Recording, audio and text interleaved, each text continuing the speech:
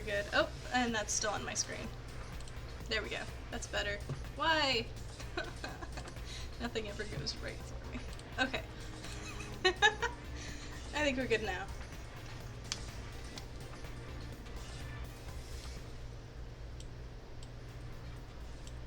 I gotta make an adjustment.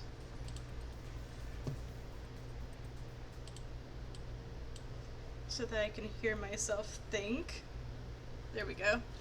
That's better. Now I need to adjust this again. There. Okay.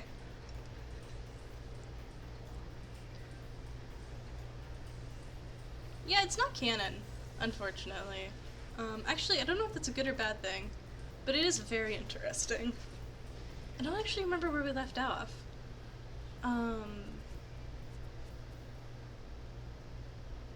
Let's see. It wasn't that long ago. I should remember this. Damn.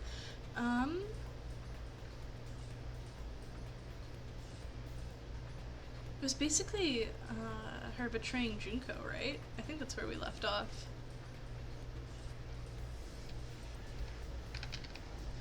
Why is my neck broken? There we go. That's better. Okay. We're going to...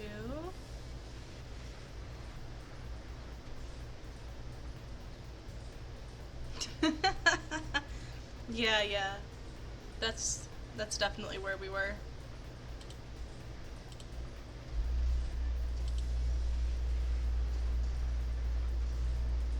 Okay.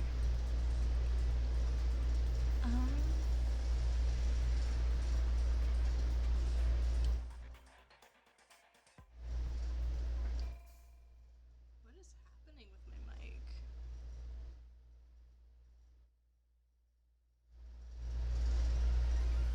Are you hearing that?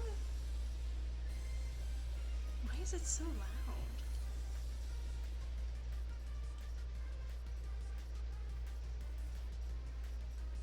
Where's my phone at?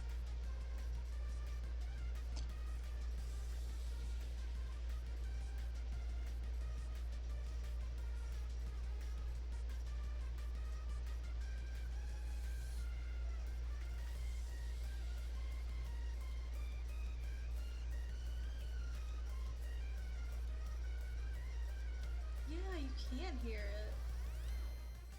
Hang on. Let me fix that. I don't know why it's so loud today. Before it's like half that volume.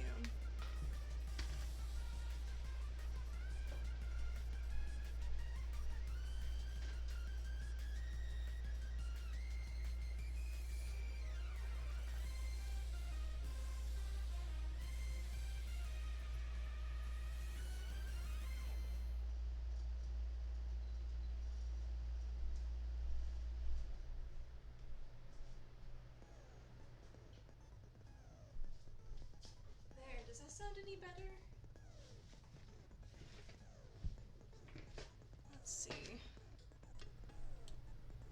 It's much quieter now. Okay, we're gonna call that good.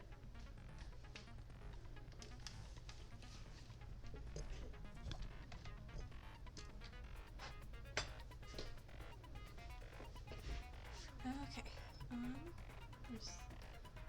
Where's it at? We don't need to open Steam. We do need to launch the game. Free my mouse.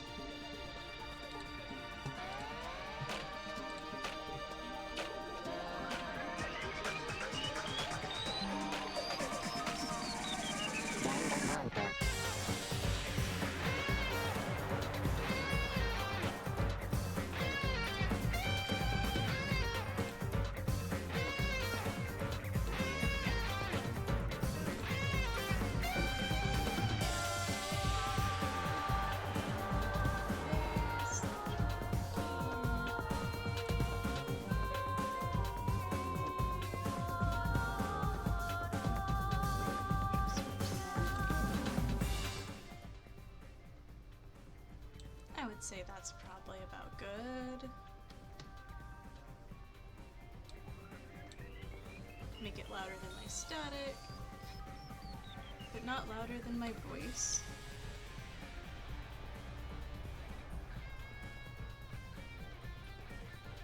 Okay.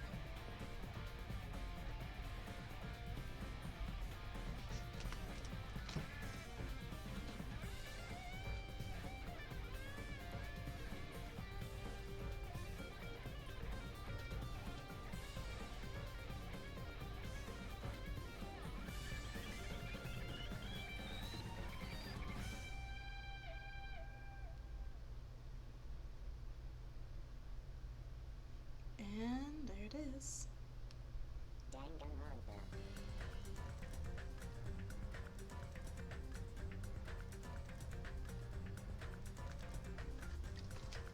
Ah, I have to click into the tab.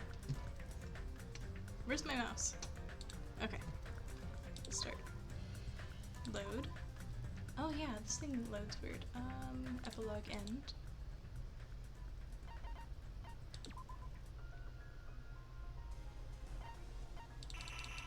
What do you mean? We put a bookmark last time. Bro, I did not save where we were. Hang on. Let me pull up the... Did I upload the VOD yet? Oh boy. Let's see if we can figure out where we were.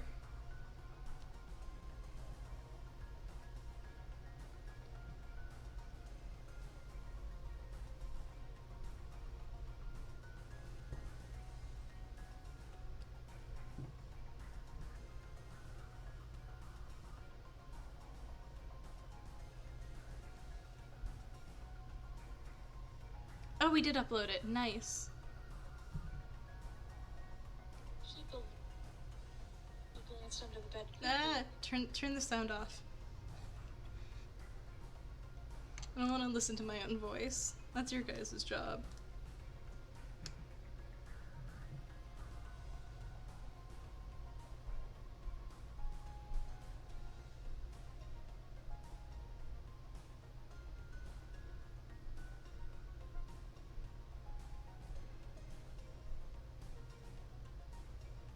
Yeah, we definitely put a bookmark. Okay. Oh, right. Okay. Now we just gotta spam click. Can I control this? Not really.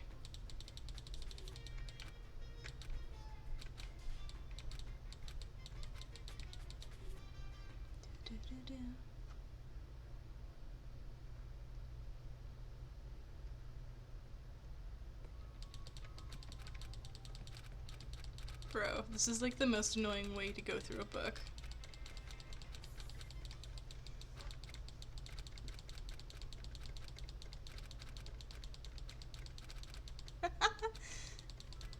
Dude, you're not even getting paid.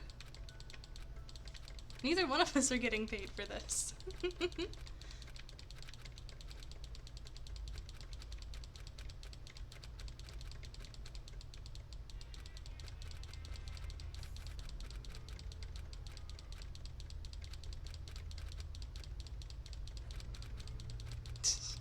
All of the random sound effects in this.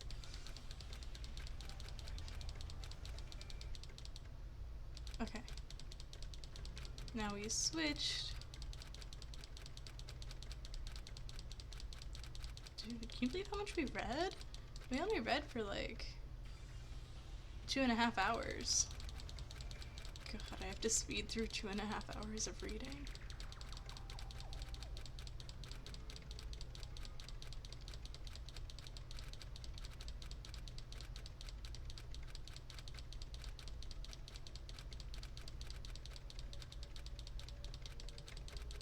We're not even in the nurse's office yet. Twitch and Amazon, I guess. I left one Amazon job that paid me to work a different Amazon job that doesn't pay me. But at least this one's fun. I enjoy this one.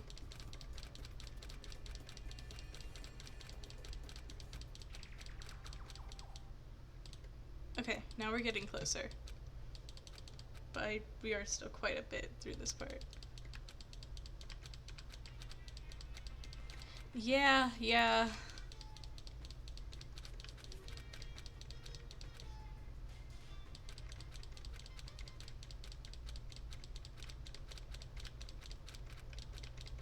Are we gonna switch over to like Kyoko or something in a second and then it'll come back? Or is it just gonna talk to Kyoko? Uh-huh. Still past this.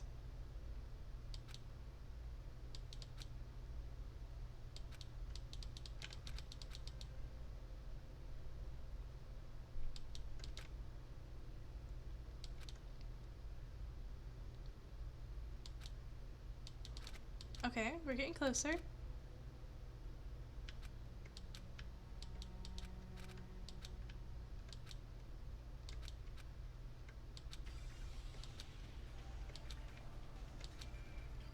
Okay, we gotta fight Monokuma first, of course.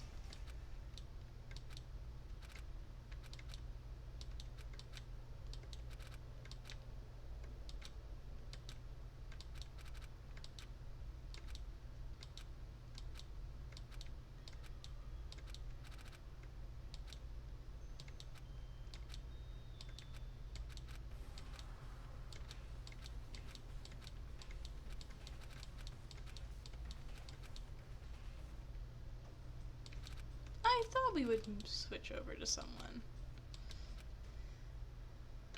Uh-huh.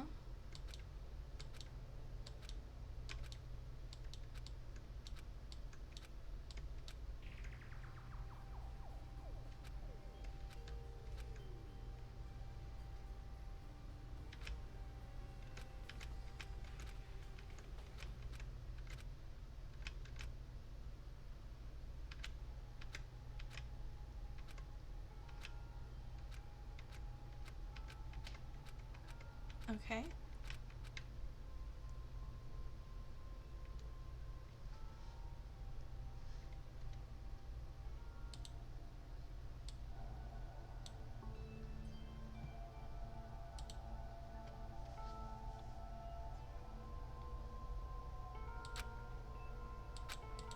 Right, I remember reading this part. We still haven't gotten there yet. What's the first line? The story of a girl. That's what we're looking for. There we go! Found it! Okay.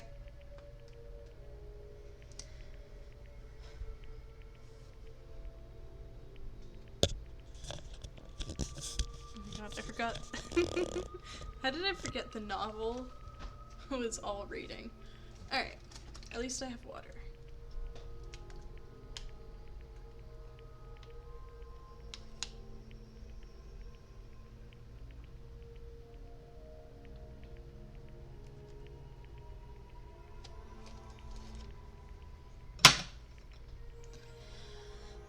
Here we go.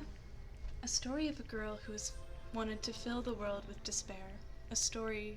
A girl who only felt truly happy when she was filled with despair herself. A plan for despair that began 2 years ago, or perhaps even earlier than that. However, the world was currently ruled by despair itself.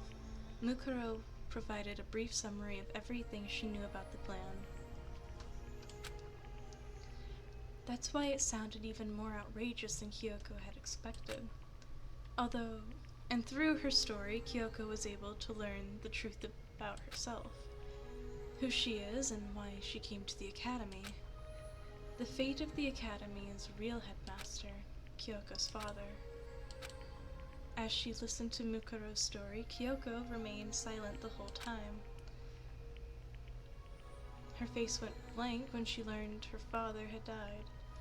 Perhaps her memory loss and the absurdity of the situation helped lessen the impact somewhat. But there was no guarantee Kyoko would even believe her story. After Mukuro finished speaking, Kyoko stayed silent. With her unrivaled mental prowess, she was able to listen to Mukuro's story without interrupting her or dismissing it as nonsense. Mukuro continued. You don't have to believe me. After all, any pictures that could prove my story are with Junko. All I can do is talk. After she said that, Mukuro silently walked towards the entrance of the nurse's office. When she arrived at the door, she spoke again without looking back. But even if you don't believe me, you still listened to everything I had to say.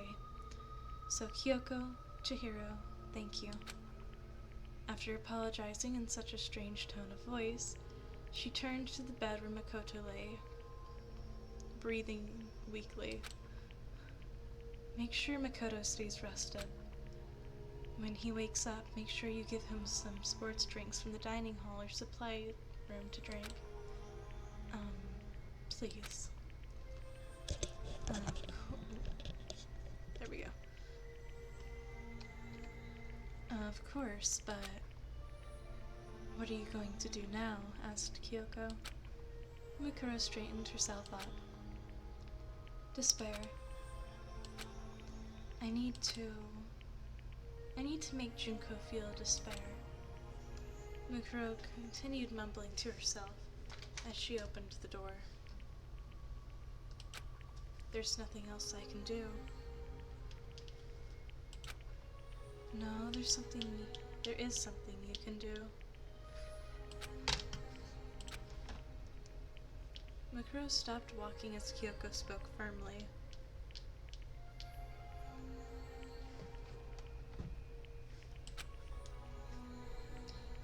Regardless of whether Monokuma is really Junko Enoshima or Beshiki Madare, if you're dealing with him, you won't be able to lay a finger on Makoto. I don't fully trust you, but if you're really concerned for Makoto's life, I'm willing to work with you. Unlike Beshiki, who's probably abandoned him already. Right? I'm sorry. I don't really work well with others.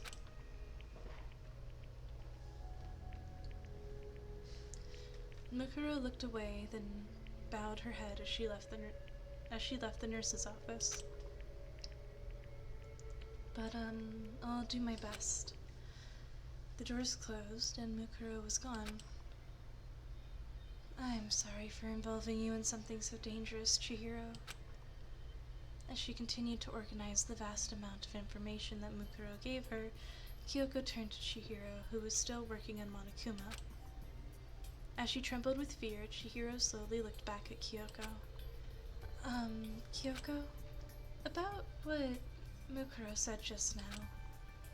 Chihiro's face turned pale as she struggled with her words, and Kyoko tried to calm her down. We can't determine if anything she told us was true or not. There's no need to be afraid. But Chihiro shook her head and returned looking at her laptop. I think she's telling the truth. What are you basing that on? Well, it looks like Monokuma is really being controlled from the outside. Part of Monokuma's system had been connected to Chihiro's laptop, and she was analyzing the data within its control system. And it was then that the ultimate programmer noticed something unusual about it. This control program. I thought it would be another year before the system became fully operational. Chihiro started trembling so much that she was unable to continue speaking. We can't confirm that, said Kyoko, proposing another possibility to avoid jumping to conclusions. It's possible that a similar program was being developed in secret. But Chihiro adamantly shook her head and said, No, that's not it. It just looks really familiar to me. Kyoko looked over Chihiro's trembling shoulders to peer at the screen, and that's when she noticed this program. Chihiro, did you create this? All the ultimate programmer could do was nod weakly. Ooh, interesting! I did not know that.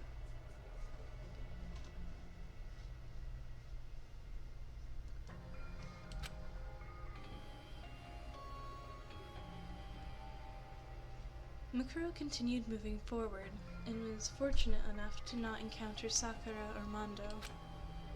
With no interference from anyone, she made her way to the hall.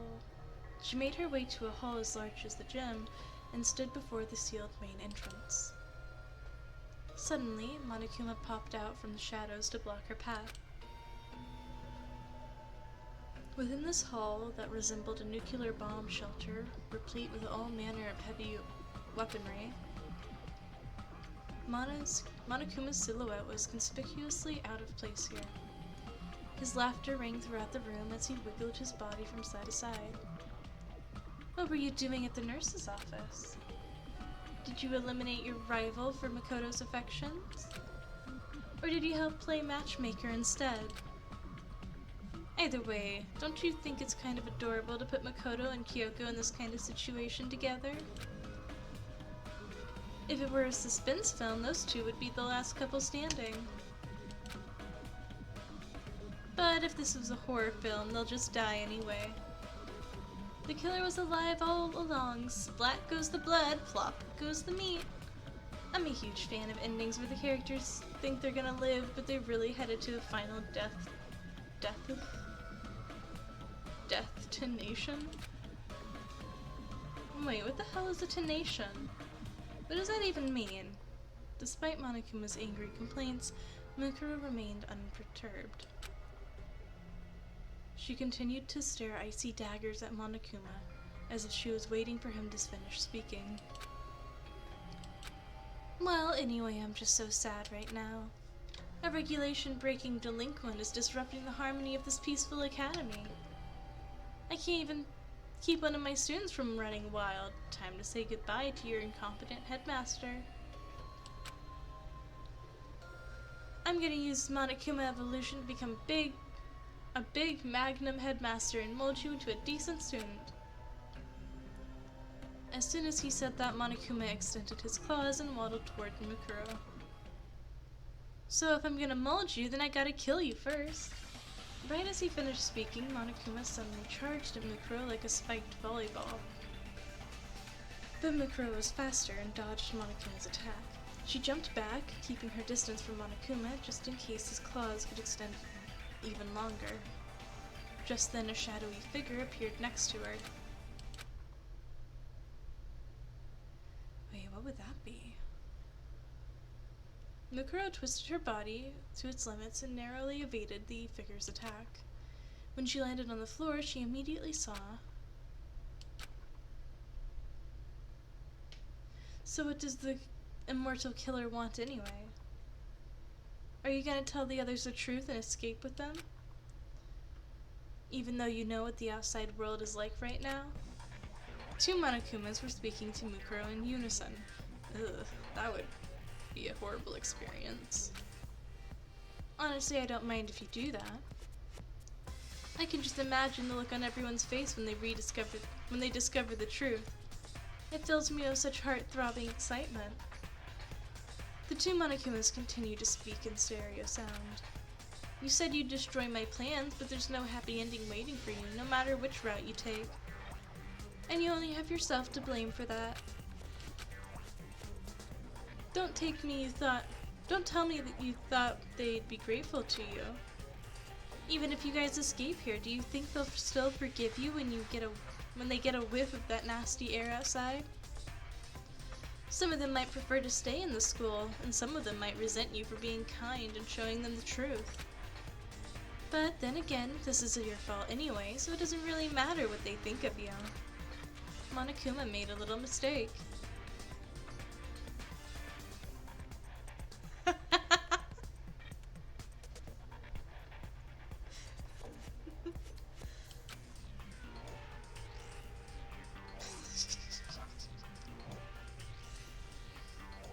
Wow.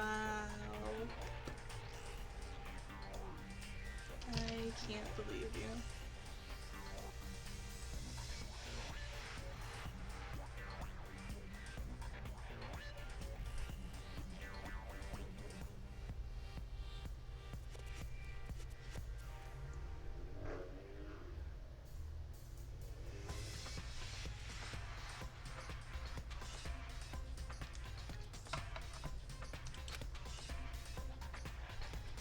Despite facing down two Monokumas, Mukuro's expression didn't waver.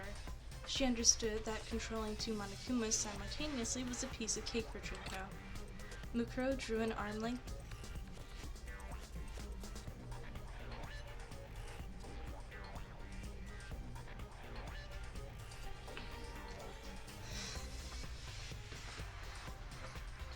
Drew an arm-length metal bar from seemingly nowhere and readied herself. It was the remains of the IV stand from the nurse's office, sharpened into a pointed weapon. With her weapon in hand, Mukuro responded in a cold, mechanical tone. "It's fine. I'm already used to that."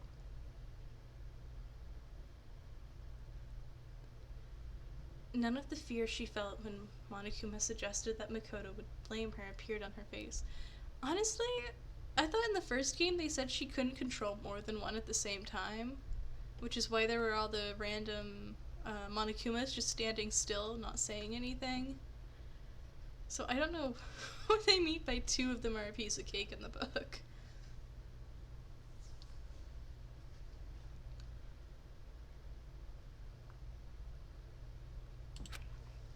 Her path was clear to her now, and she calmly issued her demand to Monokuma. "Junko, open the gates." The shock of such a straightforward demand left both Monokumas momentarily speechless, but soon they replied, "Huh? Why?" "So we can all leave together." Another straightforward answer. Both Monokumas faced each other and began gesturing as if they were whispering to one another.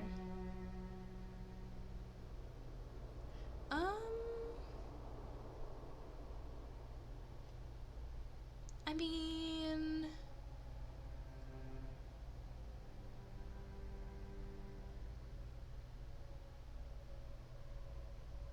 I don't think so.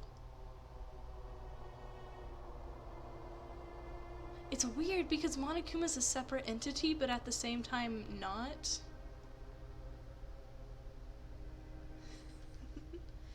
Yeah, I'm sure you're not the only person who's thought about this.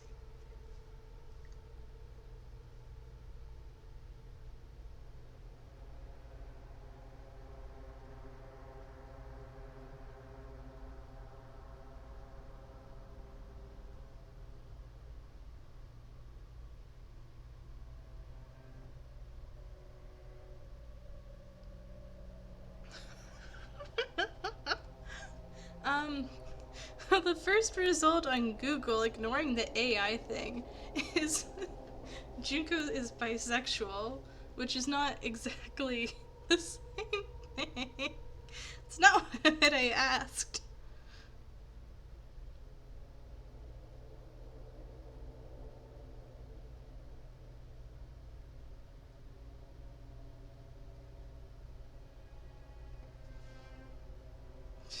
Well, yeah, obviously.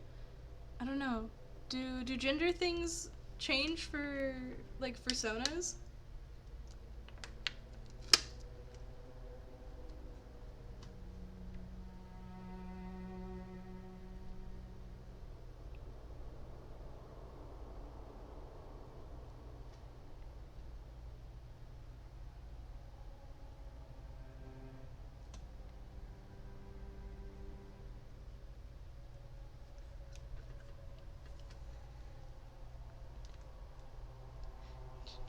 Bisexual for... Yeah. What is it? There's a neutral term for royalty. Yeah. Royalty titles. Oh my god. I don't want to use any of these. That gives way too much importance to her. It's literally, my liege, your eminence, your majesty, you're the crown royal. Monarch? Yeah, I think monarch's probably the best one. The others sound too fancy.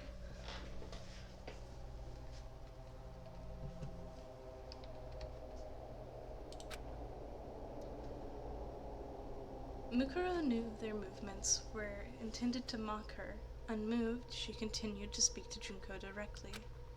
I think they'll understand if I show them the outside world. And then they'll stop doubting Makoto. You always find new ways to disappoint me, Mukuro. Did you forget why the school has an air filtration system?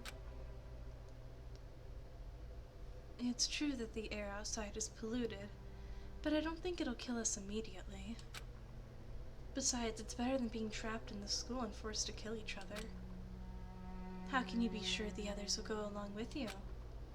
You know what I mean, right? Before the former headmaster got turned into space dust, he interviewed the others and they all agreed that they wanted to stay in the school. Yeah, when they weren't being forced to kill each other. That was before their memories had even been erased. Do you really want to betray their wishes? It doesn't fit on my screen. All I saw was slay dictator. We should start calling dictators the same way we call them queens. You know what? You're so right. We absolutely need to start doing that. And then also, just to watch the confused reactions. That would also be very amusing.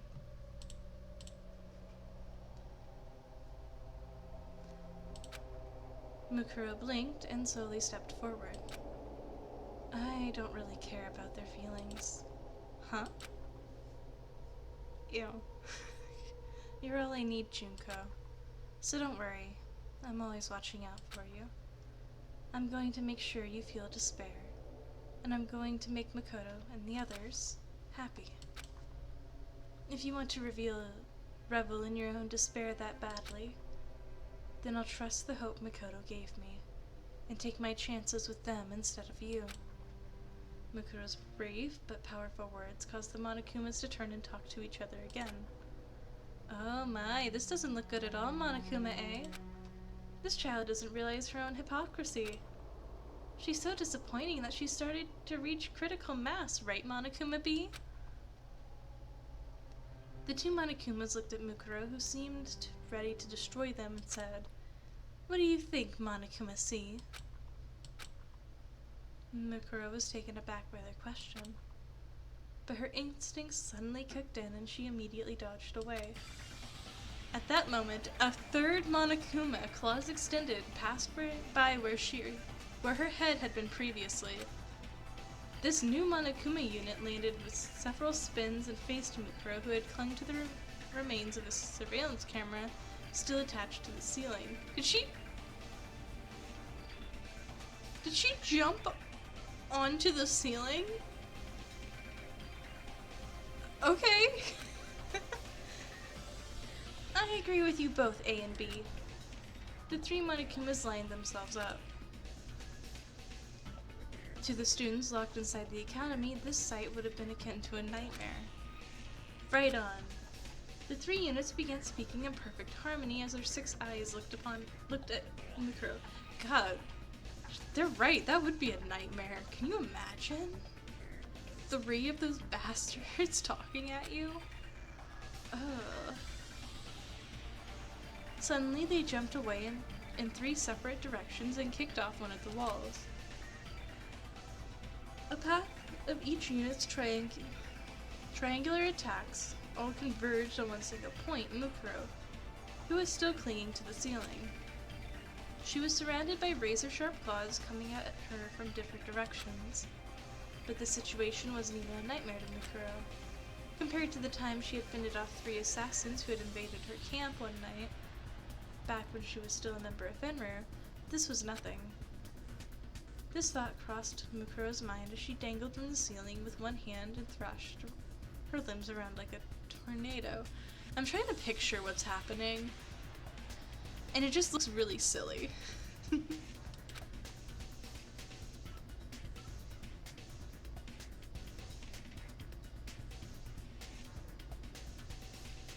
Intercepted by this move, the Monokumas fell to the floor with a loud crash. Mukuro landed on the ground and chased after one of them, brandishing her metal bar. Suddenly, she stopped moving and took a huge leap back. One of the Monokumas exploded with a deafening roar. He had detonated the bomb inside of himself in an attempt to take Mukuro down with him.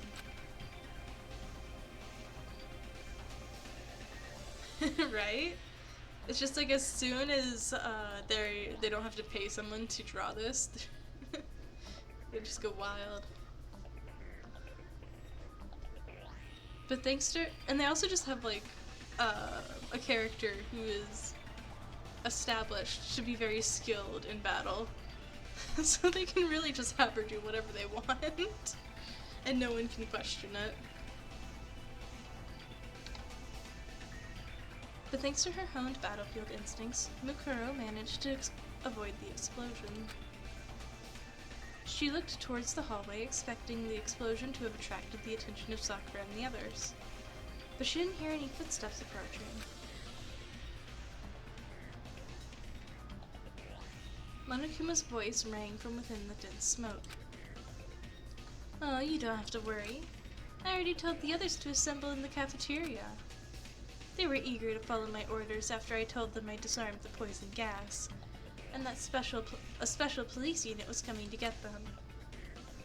I'm pretty sure Kyoko and the others are all in the cafeteria by now. I'm sure Makoto is with them too. I doubt Sakura will get too rough with him, but I'm sure Byakuya will torture Makoto once he wakes up. I can just imagine him rubbing salt or pouring soy sauce into his open wounds.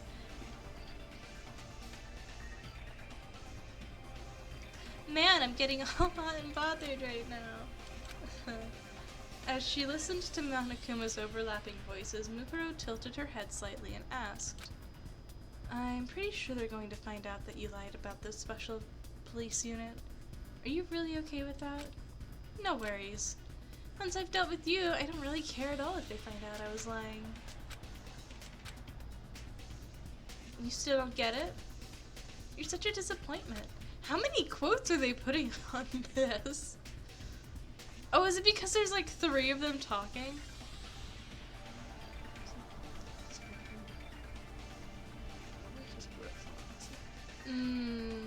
Yeah. But like, actually, now that I think about it, they really avoid gore in this game for some reason. I don't know if they've already hit like all of the other things to get censored, and that's all they had left that they couldn't not censor anymore. But like, despite a lot of the deaths being brutal, I think visually the worst one was Nagano so far. I don't remember what any of the ones from the game the third game look like, so I can't compare off of that. But from the first and the second, I think the worst looking one is Nagano's death.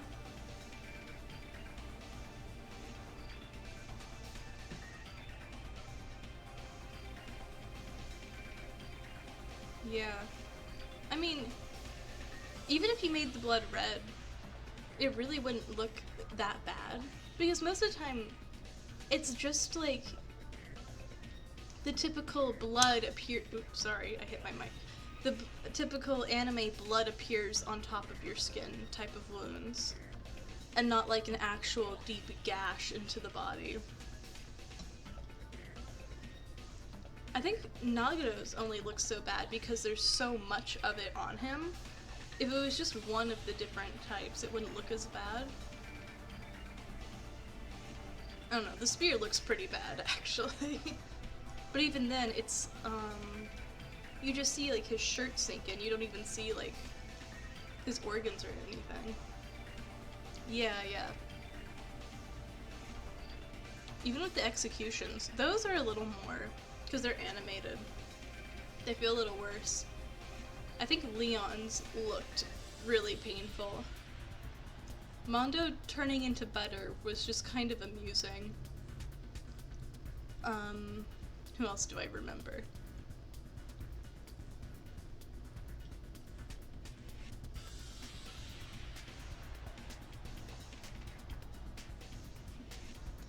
Pecco's sucked, but didn't look, like, painful.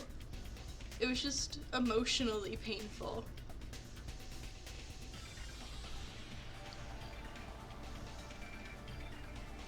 Yeah, they really hit you hard with that first execution.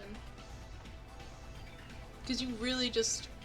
Because, like, being hit with a baseball hurts, but it is, unless, like, you've got a professional hitting you square in the, like, temple or something, it's a non-lethal injury. You could probably get hit several times with a pretty fast baseball and not die from it, unless it's a head injury. So he was really feeling every one of those.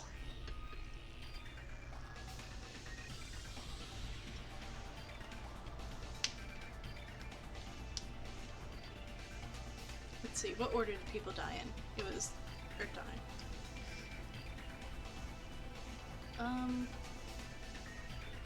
What was her name? Sayaka. Sayaka just got stabbed. Then Leon was hit with the baseballs. Then I think Chihiro and Mondo were the second deaths, right?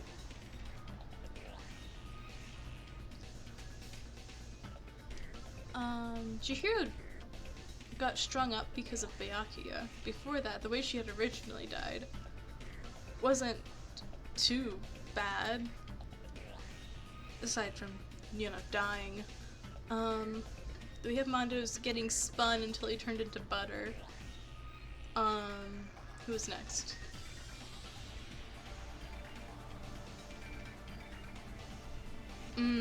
Taka, Hifumi, and Celeste. Let's see, Taka and Hifumi, really basic deaths. Celeste was almost burned to death and then hit by a truck instead. What was next? Wait, who died next?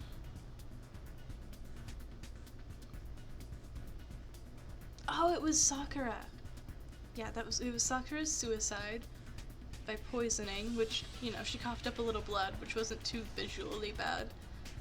And then we saw Alter Ego get bulldozed, basically. And then it was Mukuro's body, I think, with Makoto being thrown into a trash pit and surviving. And then nobody else dies until Junko does. Which was just a combination of all of them. And we've been sitting here for a while. But yeah, like, just in the first game, I think Leon's was the worst visually to have to watch. Because the rest were just either Mondo's silly or very normal deaths. How did they really speed up the deaths and executions in the second game? Sped them up. Like, how long they took to get to? I think they were about the same. It was like 2 days of free times in between.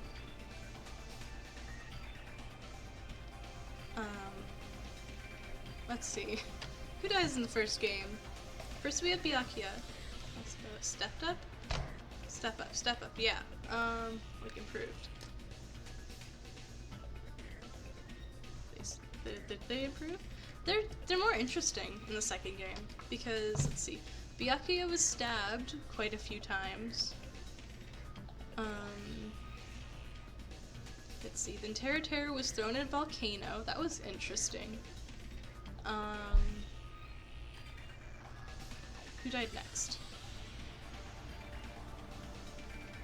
And then we tied up Nagito. Wait. Someone died before Mahiro, didn't they? We just played through this game. Danganronpa 2.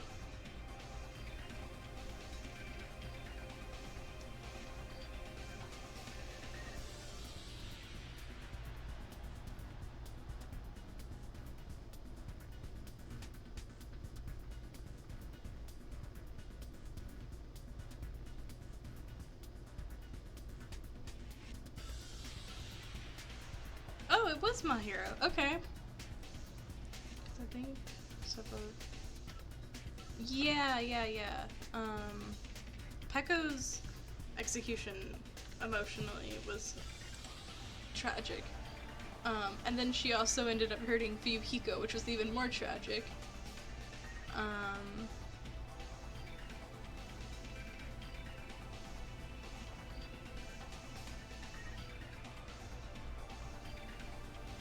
Yeah. See, Mahiro died by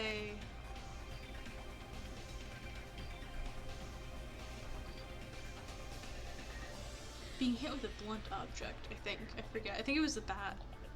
Hiyoko and Ibuki, they were sick when they died. Well, no, not Hiyoko, just Ibuki. Ibuki was sick, and I think she was hung? Was she strangled or something like that. And then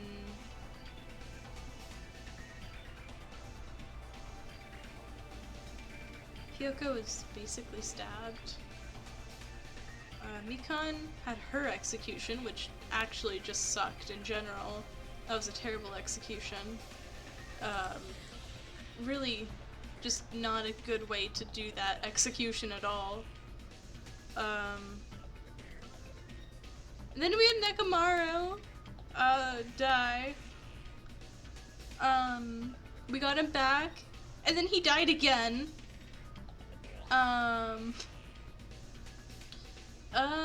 Mikan was the one that was shot off on the rocket that they just fucking over-sexualized her death. Oh no, they did. I think the rocket was a fist.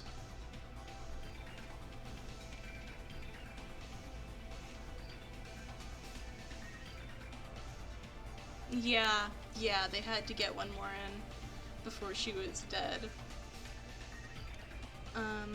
Let's see. The Nekomaru and Nekomaru, again, both of those sucked. I think visually, if they had... yeah, no. If Nekomaru was a human person when he died, like dead, that would have been the most gruesome death in the game. Because, my god, the first I thought of like his head, because that would have been crushed in. But no, he was like dismembered too. Yikes. Then we had Gundam, which was very sad. And then we had Nagito, who did all of that shit to himself, manipulated Chiaki into poisoning him. Oh my god, that was wild.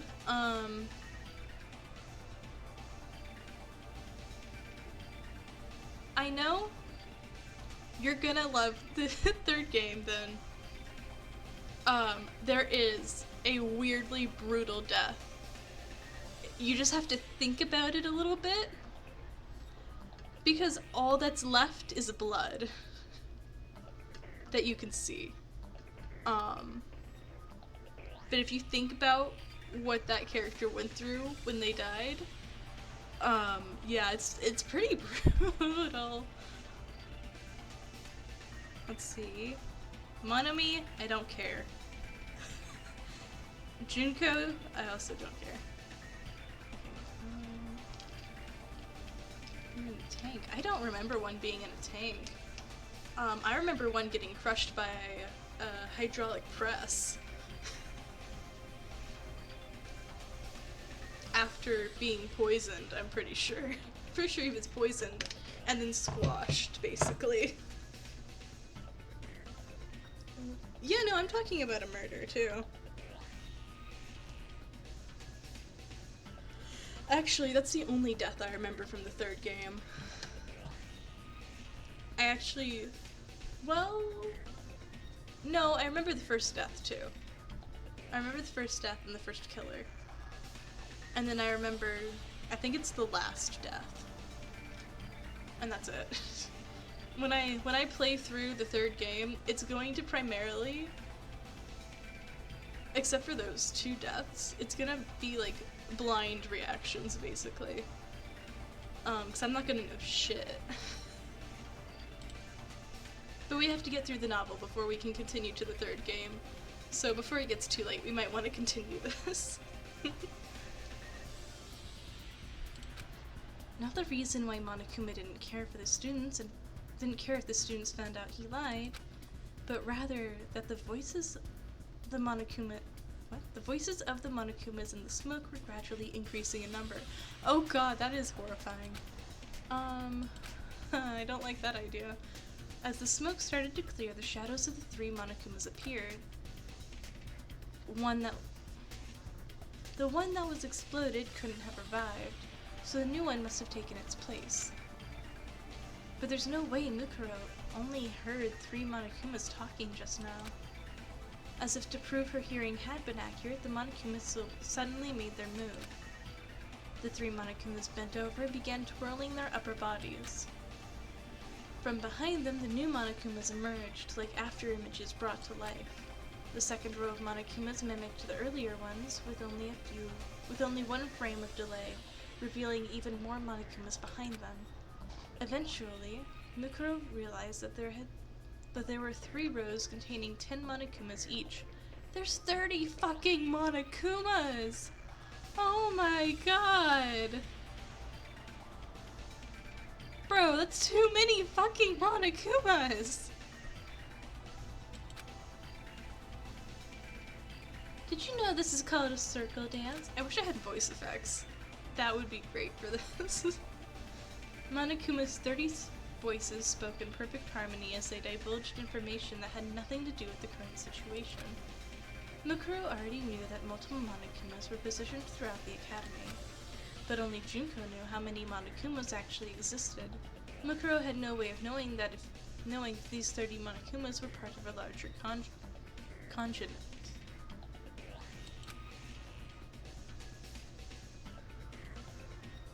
The flock of two-toned teddy bears continued to twirl around. Mukuro felt like she was being bombarded with hypnotic images. But faced with this abnormal sight, the ultimate soldier remained calm and maintained her focus. She was nothing like the girl who had panicked earlier in the gym when Makoto was impaled. As she stood before the 30 emissaries of despair, she slowed her breathing and allowed her heart rate to accelerate. It was instinct, not fear or panic, that sent her blood racing throughout her body, speeding up the reaction time of her cells. As her senses sharpened, the Monokumas began speaking to her again. Don't worry, I'll make sure Makoto doesn't die. As long as everyone lives, I can reset their memories as many times as I want. That's right. All your effort, hope, dreams, and determination are going to be right in the garbage heap. The Monokumas took turns speaking in groups of 10. God, that'd make me dizzy. Can you imagine? Ugh. The Monokuma, as if the mastermind controlling the Monokumas wanted to show off her ability to manipulate them. However, the ultimate soldier knew that the true purpose behind this was. She strained her ears to the limit and noticed a certain sound hidden among the Monokuma's voices. Makuro's face remained perfectly still as she kicked off the floor. The moment she moved to the side, a roaring sound shook the entrance hall. Oh shit. The ceiling-mounted turrets in the front gate started raining bullets down on Mukuro. The Monokumas were just the mastermind's decoy while she tried to blow her away. As if Further trapping her, the Monokumas charged at Mukuro through the storm of bullets. Mukuro guessed that the mastermind programmed their movements in advance so they wouldn't get hit by a single bullet. She ran for the gates, evading the waves of bullets and claws every step of the way, programming 30 Monokumas and 2 turrets while also predicting Mukuro's escape route. This would be considered impossible for anyone, but Mukuro knew it was a possibility for Junko. As Ultimate Despair, she possessed despair-inducing abilities that surpassed the capabilities of any normal human. Her display of power was only for filling Mukuro with despair. Despair. The scene playing out in front of Mukuro was brimming with despair. The abnormally deadly Monokumas. The adorably deadly Monokumas laughed and danced like reapers as bullets whizzed through the air. It was despair to the point of absurdity, and it was all for Mukuro. But in the presence of such despair, Mukuro felt a strange sense of sincerity. For me? Junko's doing all this for me? Junko, are you watching me right now? In the end, perhaps Mukuro was really a disappointment. She clenched her fists. Junko, thank you. The sound of gunfire overshadowed her whispers, and Mukuro fell completely silent.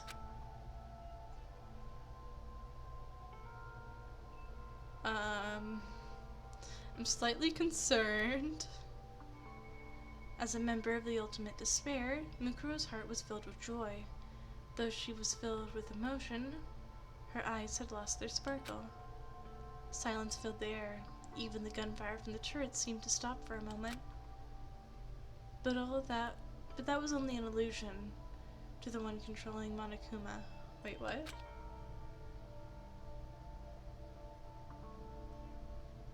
Wait, what?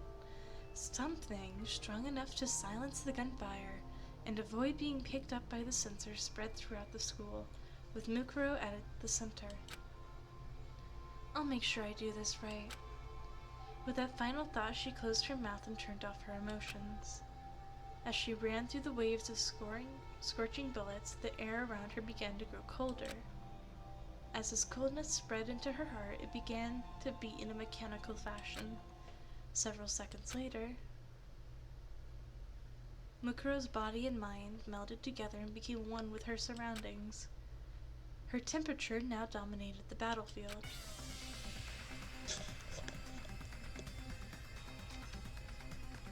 Despair, bullets, and Monokumas filled the area. Mukuro predicted their movements and jumped onto the air without any hesitation. One of the Monokumas jumped at her, but she avoided his attack, kicked his body, and launched herself in midair.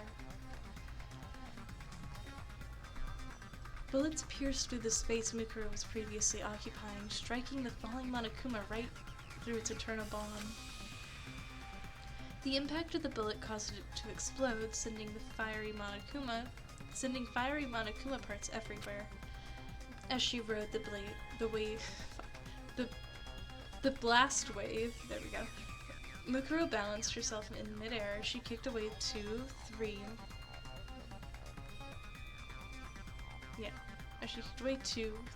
Monokumas that leapt after her. She moved so gracefully that she was practically flying. In contrast, the Monokumas threw themselves into the path of oncoming bullets, exploding one after the other. Some of them exploded near the main entrance, but their blast didn't even leave a scratch. With full control over the entrance hall, Mukuro evaded bullets and confirmed that the bombs inside the Monokuma weren't enough to destroy the door. But she refused to stop. Mukuro needed to get information on what she must do to escape the academy. She had no desire to kill Junko. Mukuro wanted to fill Junko with despair by instilling hope into the future of Makoto and the other students. That was Mukuro's ultimate goal. Get information. In contrast to her determination, her mouth stayed shut. But this did not mean that Mukuro was not currently speaking to Junko. The situation, this battle of death and destruction, was a conversation of sorts for Mukuro. All she knew how to do was fight. She thought she wasn't interested in anything else. She thought she didn't need anything else. All Mukuro needed was a sword to fulfill her sister's desire for despair. That purpose alone was the crux of her existence, and she lived her entire life convincing herself that she couldn't do anything else. That's why power like that. What? That's why power was like a language to Mukuro. A battle to the death revealed more about her heart than mere words ever could. Her words were in the wind of savagery that blows across the battlefield, uprooting others who also speak the language of violence. This was true even against her sister. When Junko would berate her sister, Mukuro couldn't talk back. All she could do was to cower and apologize profusely. But it's different now. For the first time, Junko was using a language that her sister actually recognized. The child of despair who tore the world apart was speaking to her sister in the language of power. Mukuro's heart filled with joy. For that reason, she strengthened her focus on the conversation with Junko. That emotion began to gradually disappear. On this frigid battlefield, Mukuro continued her heated conversation. Endless rounds of despair fired from the school's turrets, but Mukuro's words intercepted every last violent shot that threatened to shatter her body and mind in half. She quickly realized that the Monokumas hadn't decreased in number at all, no matter how many she kept destroying. Not only that, she noticed that more Monokumas had been joining the fray until there were nearly 50 of them for Mukuro to fight. But Mukuro's resolve wouldn't break so easily. As she continued to wield her power, her heart began to fill with something that was neither hope nor despair. She learned despair from being abandoned by Junko. She learned hope from her acts of violence. For Mukuro, who had no interest in this world, the small space in front of the gate was a reflection of her life, a representation of her perfect world. The disappointing girl, filled with endless disappointment, who knew of no other way to live, continued her lonely dance. She surrendered herself to the rhythm of despair which accompanies the music of hope. Ooh. Okay, give me 1 second. I need to get more drink.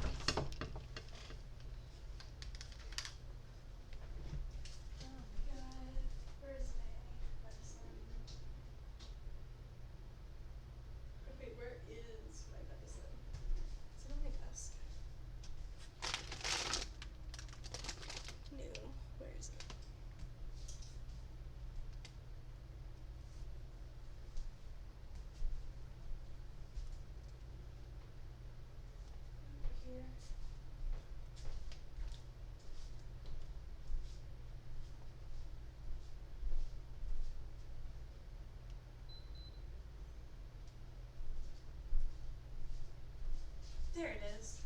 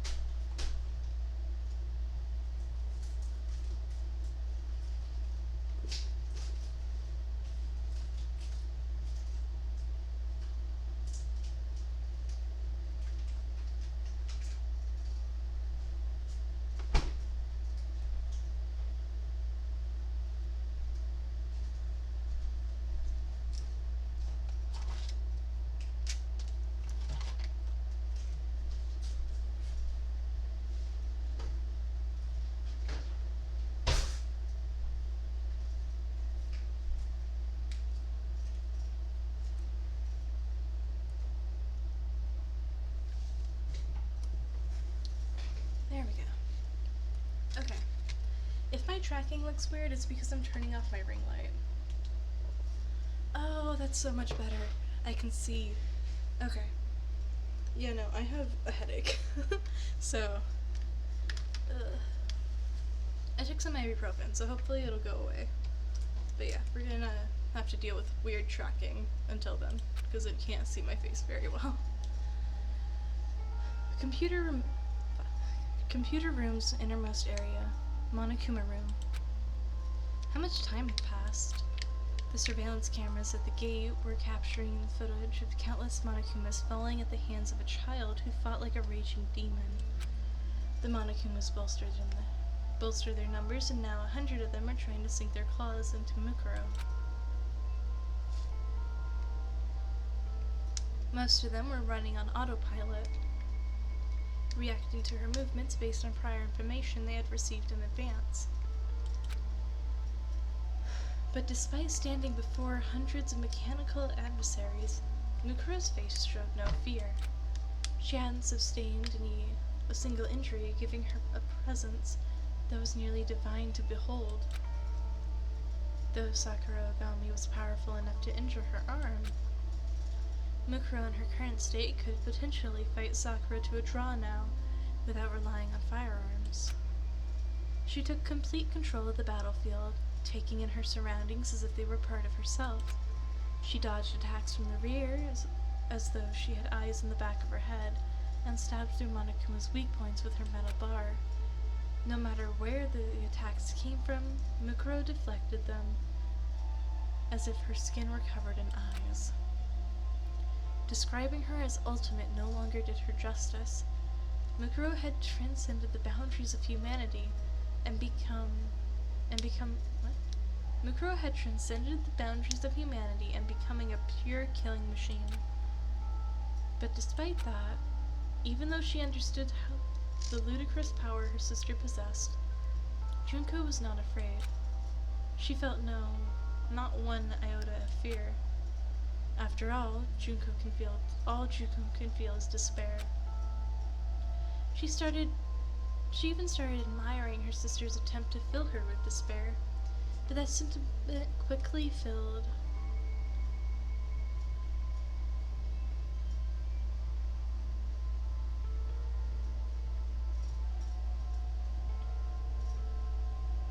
What is that word?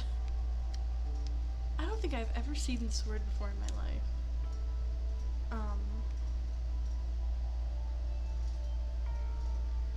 It quickly filled Junko with an ecstasy of despair. Junko knew. She knew that Mukuro was neither hope nor despair. She was just a phenomenon. A disappointing girl who no longer understood herself, who only knew how to be violent because that's all she could believe in anymore.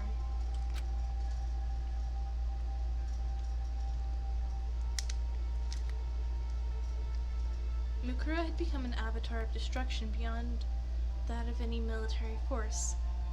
She couldn't even be considered a soldier anymore. What was the Google definition? Because, it could easily be a translation error. I have seen several translation errors, as well as, incorrect grammar in this game.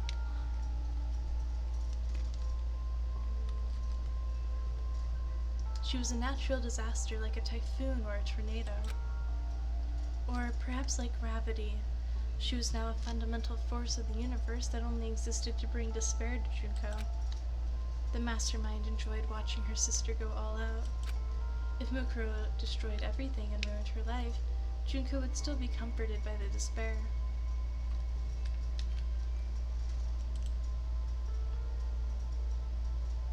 Oh my god, I'm about to allow this fucking word.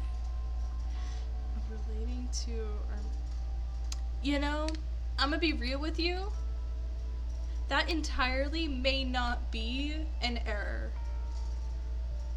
They very well could have meant that.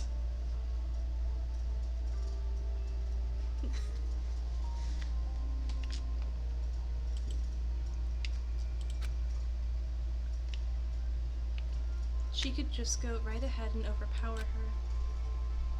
Junko considered this for a few seconds until a familiar, hopeless habit reared its head. Her habit of getting so bored that it made her sick. A girl who had been grinning since as she was watching the screen now bore a look of calm stoicism, and she reached for the microphone that connected to Monokuma's speakers. Mikuru was no longer human anymore, but Junko knew how to bring her back.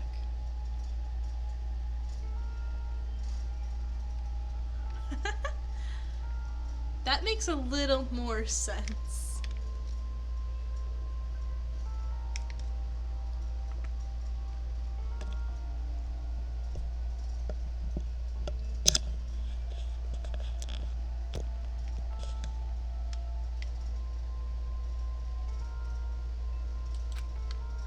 It was a simple feeling, really. And with that hopeless feeling for Mukuro in mind, the mastermind said just one word. Mukuro.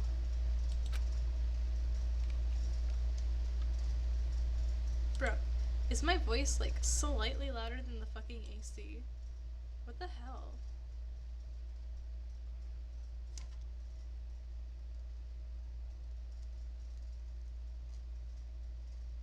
Okay, is that any better?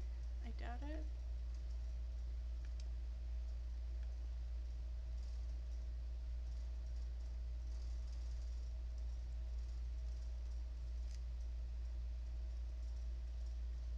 What? Wait, I'm so confused. Wait, yeah, my mic is something. Wait. Wait, can my mic is supposedly muted at this point, but it's still reading as if it's picking up the sound. Oh my god, what is happening? Yeah, I can tell it isn't muted. It's not reading from my model though, because my mouth isn't opening, and I have it set up for vocals, or with the sound pickup for my mic. But this is so weird. Hang on, let me open my VTuber program. Uh, let's, okay, do that. And it has corrected itself to where no it hasn't, because my thing's turned down to here. Yeah, what is happening? Give me 1 second.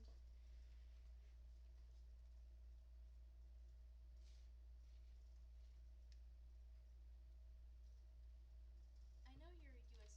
Which USB are you?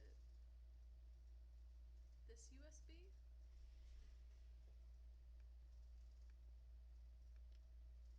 It can't be that USB. I'm gonna start unplugging stuff. If we die, that's why.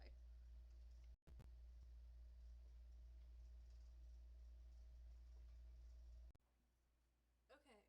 Wait, no. I'm beyond confused. I fixed the static issue, but oh, there goes my model. Oh, I unplugged. Oh shit. Hang on, has my audio sounded like shit this entire time?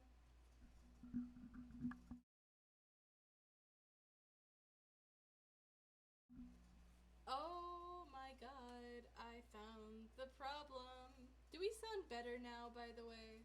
I hope we sound slightly better. Because it was picking up my webcam audio the entire stream. That was my fucking webcam audio. Yeah, that's why my model died, because I unplugged my webcam. I'm gonna plug that back in and figure out how to the hell we disable its audio source. Maybe if I just recorrect the mic's source. Filters, properties, name, lock volume. Wait.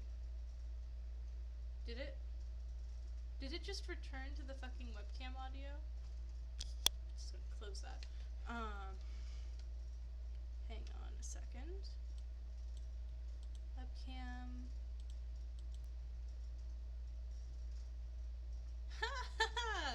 I am glad I put that cover over it. Okay. Turn that shit off. We're just going to remove it. Yes, it's fine. I still have the source saved. But it's still doing it. Settings? Audio.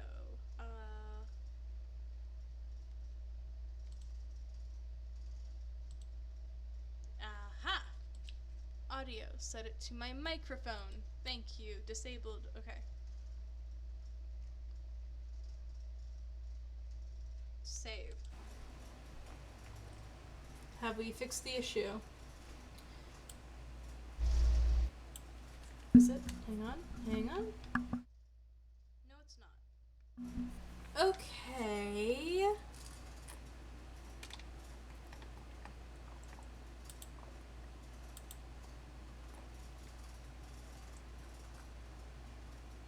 Mike. I'm concerned because I don't know how to fix this.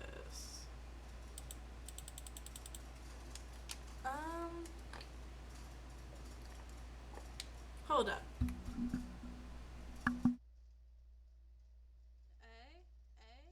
Okay. So if we...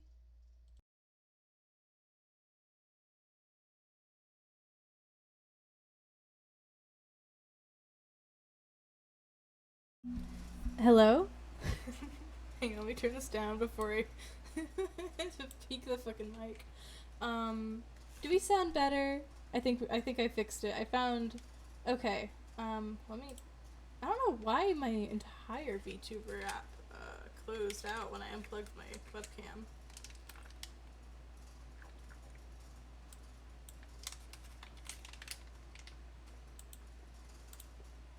Start. We don't need to calibrate it.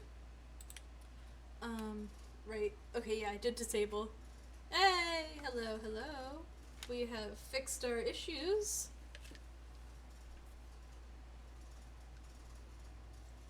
I turned that off, right? Yeah. Perfect. Okay, let's continue the game. In front of the main entrance, Mukuro, that voice, it was calling her name.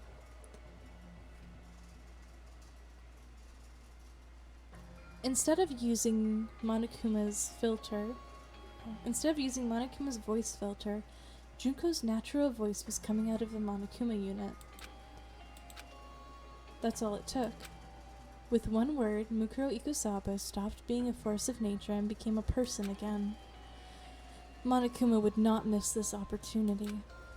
As if moving to the beat of Mukuro's shaking heart, a torrent of claws leapt to attack her. But Mukuro trusted her instincts and twisted her entire body off to fend off the attacks, leaving her with only a few scrapes here and there. But the despair wasn't over yet. The ultimate despair didn't waste any time making her next move. Mukuro, watch out.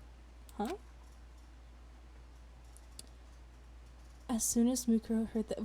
Did they use Makoto's voice? As soon as Mukuro heard that voice, her mind went completely blank. There was no mistaking it. That was Makoto's scream. Oh my god. Someone end her already. The scream that saved her from the spears of Gungnir and changed her destiny. No, that's wrong. It took her 1/10 of a second to realize that was just that voice was just a sound clip that Junko had replayed. But it was more than enough time to drag Mukuro, who had regained her humanity, into despair. Right when she recovered from her moment of shock, Monokuma appeared behind her, and Roundhouse kicked her in the temple. She twisted her head to roll with the blow, but at that moment, a different Monokuma attacked her from the opposite side with a headbutt. As soon as Mukuro dodged that attack, 3 more Monokumas launched simultaneous drop kicks and knocked her to the ground. The fact they weren't using their claws meant they weren't trying to kill Mukuro right away. Before she could stand up again, dozens of Monokumas were waiting for her on the dozens of Monokumas waiting for her on the floor, climbed on top of Mukuro and pinned her limbs. One of the Monokumas waddled over to Mukuro as she lay face down on the floor and laughed. A pretty girl getting pinned by all these me's. I wonder if I should feel more excited about this. Don't make that face. If I wanted to kill you, I'd pump you full of bullets right now. But I don't think the audience watching this on TV would like that ending very much. I need to make sure I do this the right way this time. What are you planning to do to me? Mikura asked her in her emotionless voice. Monokuma goffed. Guffled? Right? And answered, nothing. I'm just gonna stick to the original plan and make you play the killing game at this school.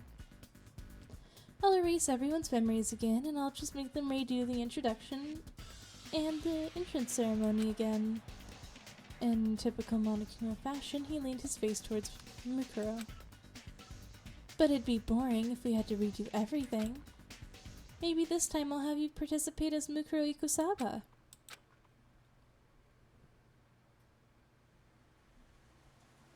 Wow. I'll take away even more of your memories like I did to that irritating detective girl. You'll just be a poor little girl with no memory at all. As Monokuma talked and wiggled his body from side to side, the other Monokumas danced and twirled around. Amid this fantastical scene, Monokuma continued to describe his hopeless plan in a nonchalant manner. At first, you'll be the girl with amnesia and everyone will feel so sorry for you. But as they unravel the mystery of this academy, they'll find out who you really are. It's exciting to think how they'll treat you when that happens.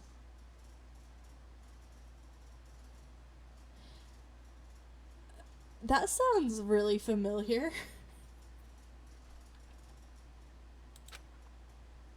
Knowing you, you'll probably kill someone purely on instinct. Maybe I should rethink my rules about self-defense. You can't. Her memories would be erased. There was nothing she could do about her classmates hating her. But losing her childhood memories would mean her connection to Junko would be severed as well. Even if Mukuro had no interest in the world, that was unbearable even for her. I've heard of New Game Plus before, but this is the first time I'll get to see a New Game Minus. Should I tie you up for fun? Or maybe we should make this game even more masochistic. Forget hard mode, very hard mode, and inferno mode. Want to skip ahead to impossible mode? Maybe I'll erase your memories after I drag you on a motorcycle. Pummel you with 1,000 baseballs, burn you at the stake, and crush you with an excavator. Mukuro knew what Monokuma was talking about. He was describing the tools they had prepared for various executions they had planned for the students. After everyone reintroduces themselves, they'll walk around the school grounds and eventually find a flat-chested girl with amnesia. Was that description really necessary? Covered in bandages with the Fenrir's tattoo on her right hand. I'd bet a certain fan base might get off to that. If this were a game, that would increase sales by 500%. Although Monokuma sounded like he was joking, everything he said was deadly serious. As evidence, Mukuro heard a rumbling sound off in the distance. Now then, your sweet ride is on its way. Based on the engine's noise, Mukuro surmised that it was a large motorcycle that was supposed to be used for one of the executions. I took the time to bring this all the way from the punishment room. So you better be grateful. The sound of the roaring engine grew louder and louder, like the approaching footsteps of death. It's always no with these games. Mukuro wondered how Monokuma would drive it with such tiny arms and legs. She's right though, how the fuck does he drive a motorcycle? He don't reach! But then she remembered she was dealing with Does ultimate despair override physics? That's insane. Junko would make the impossible possible just to bring about despair. A despair that went hand in hand with Mukuro's fate. Did I fail?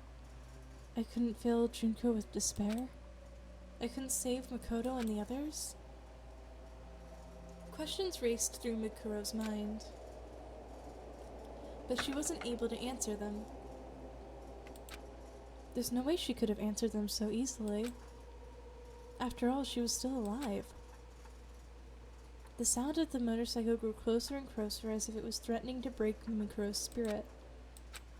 Suddenly, Monokuma stopped moving. Oh my gosh, that would be so fucking funny. Can you imagine? Suddenly, Monokuma stopped moving. The other Monokumas continued doing their automatic movements. As this strange event unfolded, Mukuro noticed something strange. What? As the strange event unfolded, Mukuro noticed something. The motorcycle had suddenly gone quiet. After a few seconds, the engine exploded to life and began to approach even faster than before. Only a few seconds later, what appeared in front of the main entrance was an enormous motorcycle that plowed through groups of Monokumas like a predator hunting its prey. Motorcycle? Mondo? But why? He would not help. Oh my god, it was! It was Mondo! The rider of this motorcycle was none other than Mondo Ottawa. Iwata. Huh? Mukuro and Monokuma were both visibly shocked by this. Where did he get a motorcycle? Turn of events. Instead of addressing them, Mondo accelerated the motorcycle he stole from Monokuma. Instead of addressing them, Mondo accelerated the motorcycle he stole from Monokuma directly towards Mukuro. Oh my god, he's trying to run down Mukuro. Just before his front tire touched Mukuro, he popped a reverse wheelie and turned the entire motorcycle around. The back wheel swept over Mukuro's back, knocking away all the Monokumas that were pinned at her. Hey, can you stand? Mondo asked and begrudgingly offered his hand to Mukuro. Oh my god. Confused, Mukuro took his hand and stood up. What are you doing, Mondo? I was so close. One of the Monokumas protested. Not in his normal voice, but as the hacker, Bashiki Madara. Oh yeah, you're Bashiki or whatever, right? That's right. Why are you helping the terrorists? I ain't bragging about this or anything, but I have no clue if you or this girl is lying. Mondo's great. The veins in his temple began to bulge and his cheeks flushed with anger as Mondo said, "But still, I ain't the type to just stand around while some idiot gangs up on a girl." What are you saying? Get a hold of yourself. You must be experiencing some Stockholm Syndrome. You've deluded yourself into thinking you're friends with the criminal who's taking you hostage. Monokuma tried to explain to Mondo, but he ignored him and took Mukuro's hand and pulled her onto the back of the motorcycle. Well, shut the fuck up. I don't know nothing about Stockholms or syndromes, but don't go acting like you can boss me around. As Mondo shouted, he revved the motorcycle as if he was using it to punctuate his words. The ceiling-mounted turrets began moving, but the two disappeared before the turrets could take aim at the motorcycle. As they zoomed through the hallway, countless Monokumas chased after them, waving their claws wildly through the air. Why? Asked Mukuro. Huh? Shouted Mondo. His voice is even louder than the sound of the engine. Don't get the wrong idea. I don't trust you at all. He lowered his voice slightly as if he were whispering to himself. But still, I don't know why I felt like I could trust what he said. Oh, but still, I don't know why, but I felt like I could trust what he said. It's Makoto? Is it Makoto? That's the only... Cause, like, what was it? It's Makoto, Kyoko, and Chihiro that have, know about Mukuro's stuff. So it has to be with Makoto. He? Inquired Mukuro, but there was no time for questions. The unit leading the Monokumas chasing after the motorcycle had almost caught up to them. And then, like the enormous maw of some fearsome creature, they brandished their claws in perfect unison. And at that moment, the motorcycle zoomed by a certain girl.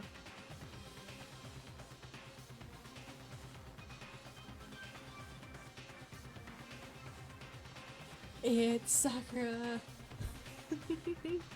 The motorcycle zoomed by a certain girl, a girl whose fighting ability surpasses that of any normal human, the strongest girl on Earth.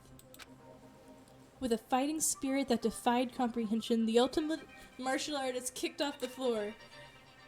A sound even louder than the motorcycle's engine filled the room. When Mukuro looked back, she saw Sakura landing on the floor, sending the pack of Monokumas flying several meters away. Sakura? If she heard Mukuro mumble her name, Sakura didn't acknowledge it. Like a statue of a fearsome god king, she calmed her breathing as she stood before the pack of Monokumas ready for battle. Your pursuit methods seem unbecoming for one who claims to be the ultimate hacker. An overpowering aura seeped from her skin. Her skin shimmered as an intense heat began to fill the hallway. Unlike the power of Mukuro's sheer violence, this was the power of martial arts. Mukuro froze the air around her and the time along with it. But Sakura was generating enough heat to boil the space itself as she stood before the Monokumas. With that heat stinging her back, Mukuro looked ahead. Hifumi and Chihiro were cautiously peeking from behind the door leading to the dorms, while Aoi and Taka kept watch from inside the building. After passing by them, Mondo slowed down the motorcycle as he reached the front of the cafeteria turned into a complete stop.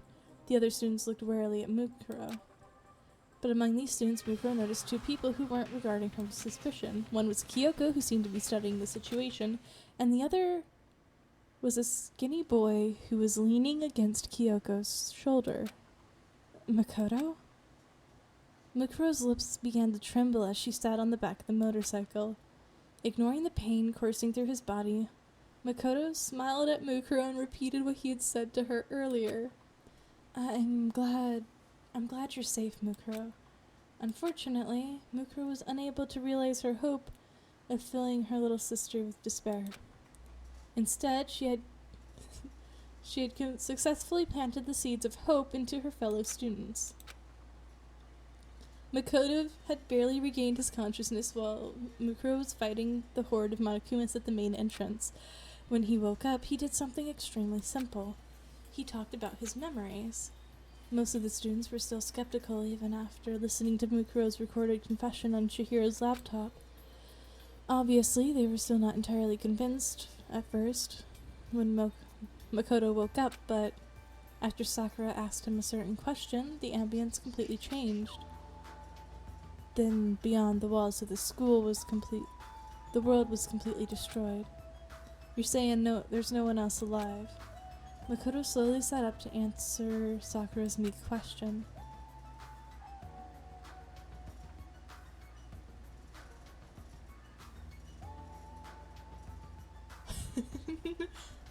Don't worry, I'm sure Kenichiro is still safe. I'm sure he'll keep his promise to you, Sakura gasped. Kenichiro was the only man she couldn't defeat, a man who had promised her a rematch,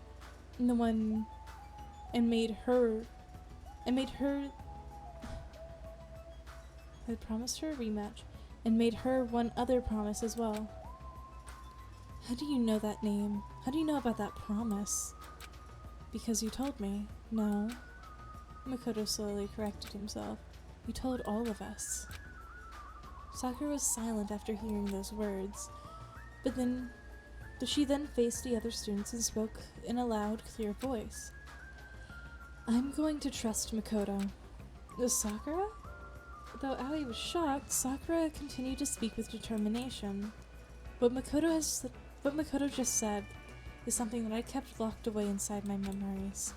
In fact, I was planning to keep it a secret until the day I died. But if I shared that secret, that means there was once a strong bond between Makoto, myself, and with my fellow students as well. Makoto continued to talk in a gentle tone. Though it couldn't have been good for his health, he continued to slowly talk about the memories that the other students no longer had. Why do you know about the story I'm planning to write? Are you a specialist Nen user who can predict the future? You already finished that story, Hifumi. You had me help you with the inking. Wait a sec. How do you know I extorted money from that girl to get... Wait, who did that?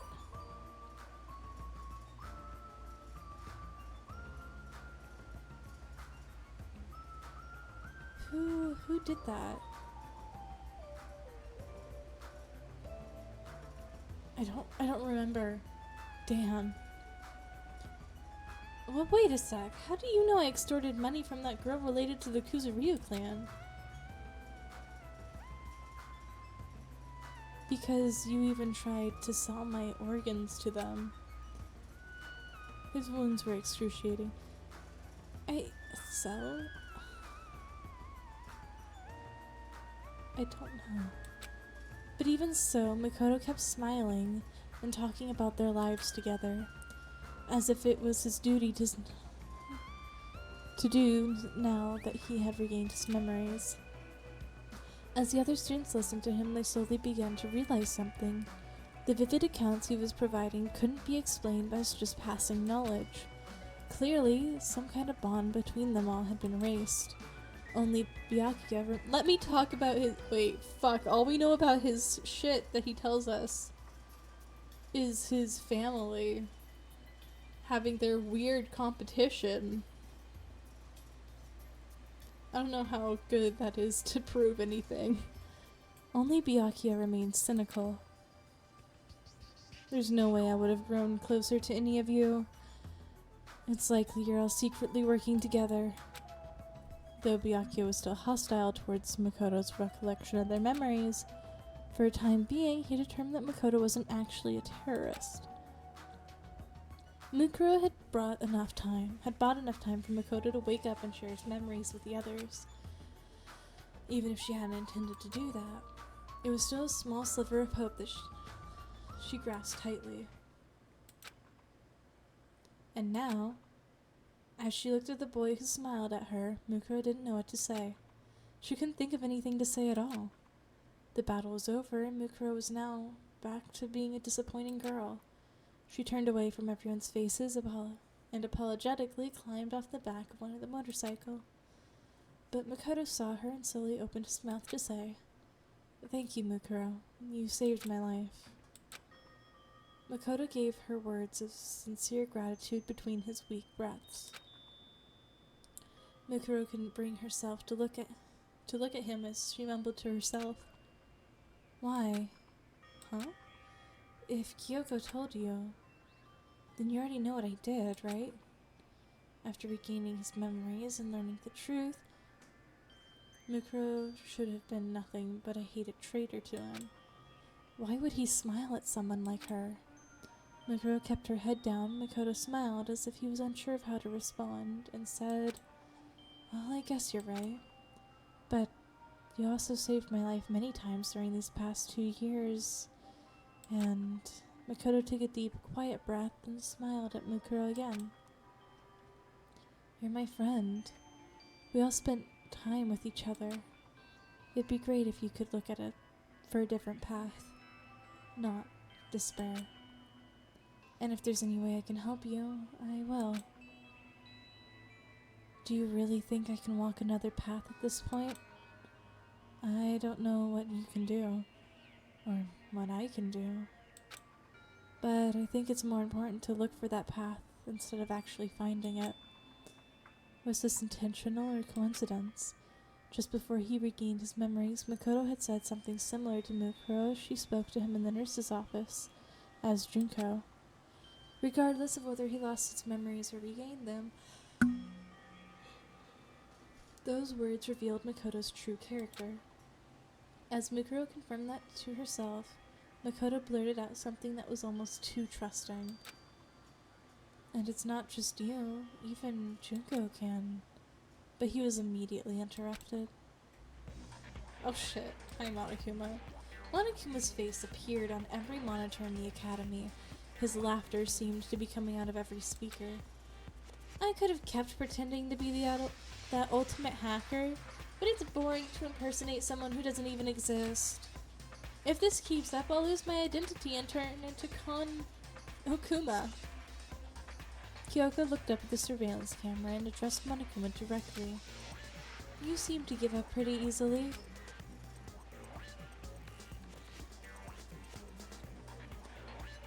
There isn't a bear anywhere that gives up as easily as I do. Regardless, I'm pretty sure Chihiro has figured out the secret to my control program by now. So, just as I thought, you included that program on purpose. Kyoko realized something when Mukuro told her about Junko. There were two reasons such a hateful person would intentionally leave an obvious clue inside the Monokuma units. Either Junko wanted the students to learn the truth about the outside world and themselves on their own and turn their hopes into despair, or she was looking forward to the clue resulting in her own plan being undone, which would allow her to feel despair toward herself. She was an angel of everlasting darkness, delighting in her own despair, and using it to spread despair and destruction to those around her.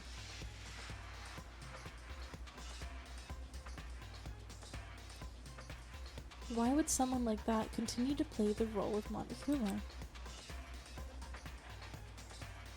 Actually, I set that program for Chihiro to discover if she happened to be one of the final 5 survivors. I feel so sad and empty that my preparation was a waste, but I'm going to think about it positively. The word retreat doesn't exist in Monokuma's dictionary. Nervousness began to grip the students as Monokuma continued talking in his relaxing, uplifting voice. I would not describe Monokuma as having a relaxing, uplifting voice. Who picked this descriptor for him? What?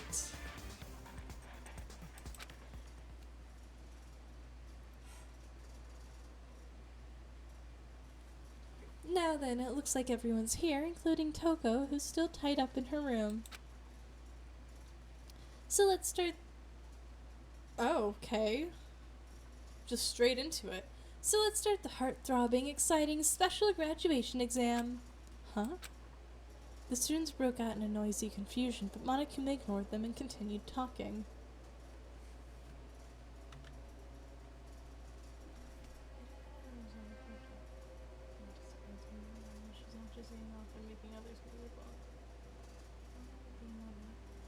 Yeah, definitely.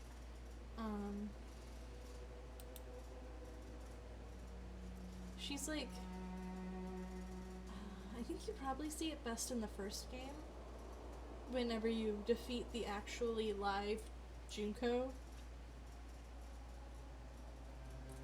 As she, like, everything she worked on, like, fell apart, and she was about to die, and she was, like, weirdly happy about it, in her way of happy.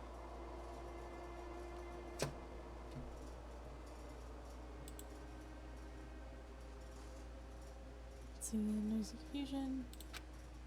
Don't think about it too hard. Relax, relax. Change relax to Upert for all I care. I'm still the most adorable bear here. Byakuya, visibly annoyed with Monokuma's nonsensical rambling, shouted, I already know it's you, Junko. Stop this stupid game and show yourself. Yeah, right, Rupert? Oh my, don't you know? If you want to lure the mastermind out of her heavenly hidey hole, you need to bring a worthy sacrifice. You're not worthy enough at all. Damn, his ego.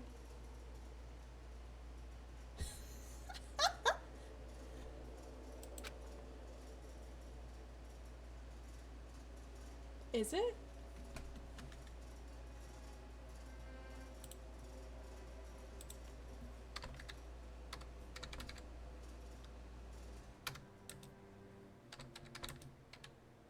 Rupert the bear. Oh, it is a bear.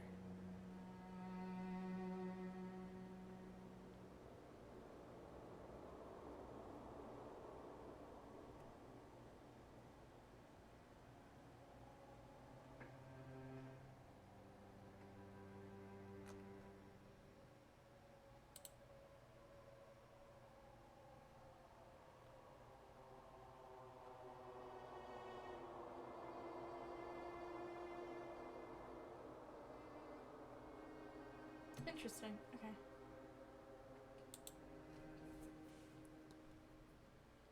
Do you really think the mastermind would show up for your pathetic hope and despair? He roared maniacally and began to explain the special graduation exam. If you pass my exam, everyone will graduate, but if you fail, you'll be held back for a whole year. I'll reset your memories, give you a fresh new lease on life, and you'll reintroduce yourselves at the start of the next school year again. They say people's lives don't come with reset buttons, but I'm not a people.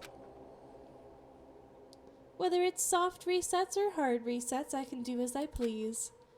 Yasuhiro seemed confused, but the other students knew what Monokuma meant as a reset. He was going to force them to relive their school lives once again. As Yasuhiro struggled to understand, Taka pointed at a nearby monitor and shouted, Stop this already. No matter what you do to us, we'll never commit murder. These past few days... Taka? Buddy. I've got bad news. You're the only moral compass in the school.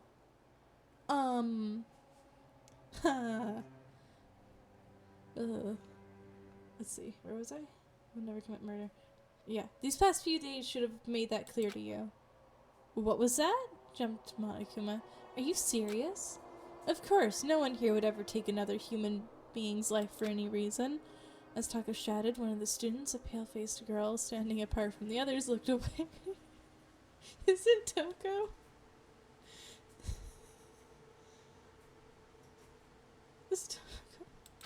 It was Sayaka. Oh shit! I forgot Sayaka's the first murderer. Oh yeah, she was fully intending to kill Leon there. Right before this happens, isn't she? As she trembled, a voice popped up from behind her. What do you think, Sayaka? She couldn't even turn around from sheer terror, but Sayaka knew. She knew Monokuma was standing right behind her. Do you really think none of you will become a killer? Monokuma leaned towards Sayaka and asked her a question only she could hear. By the way, Sayaka, why did you go to Makoto's room when nothing strange had happened yet? Did you two have an inappropriate relationship? What would your fans think if they found out you made a move on a boy by sneaking into his room? Or were you there for some other reason? She could barely make a sound, much less scream, as her trembling worsened. Monokuma had nothing to gain by cornering Sayaka and toying with her emotions like this. He simply wanted to see the young singer fall into despair over her true character.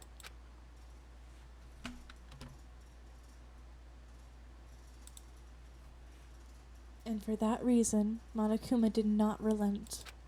Hey, what were you trying to do to your close friend you've known for the past 2 years? Her determination from last night, blended with the memories of Makoto had recounted, and ate away at Sayaka's mind like a disease. As her mind began to rip itself apart, she fell to her knees. A clear ball flying at just under 105 miles per hour struck Monokuma in the mouth with enough force to sink into his face. The speaker in Monokuma's mouth was immediately destroyed as his body rolled into a hole and stopped moving. Sayaka came to her senses and looked where the bell came flying from. She saw Leon breathing heavily as he stared intensely at Monokuma. Yasuhiro grabbed him and yelled.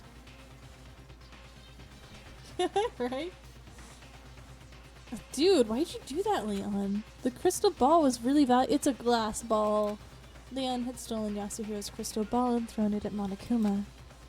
That Monokuma bastard was trying to take Sayaka hostage. What was I supposed to do? Dude, that... Jesus. Dude, that crystal ball cost me $2 trillion. $2 trillion. Bro, where the hell did you get $2 trillion? Right? They don't even print that much money anymore.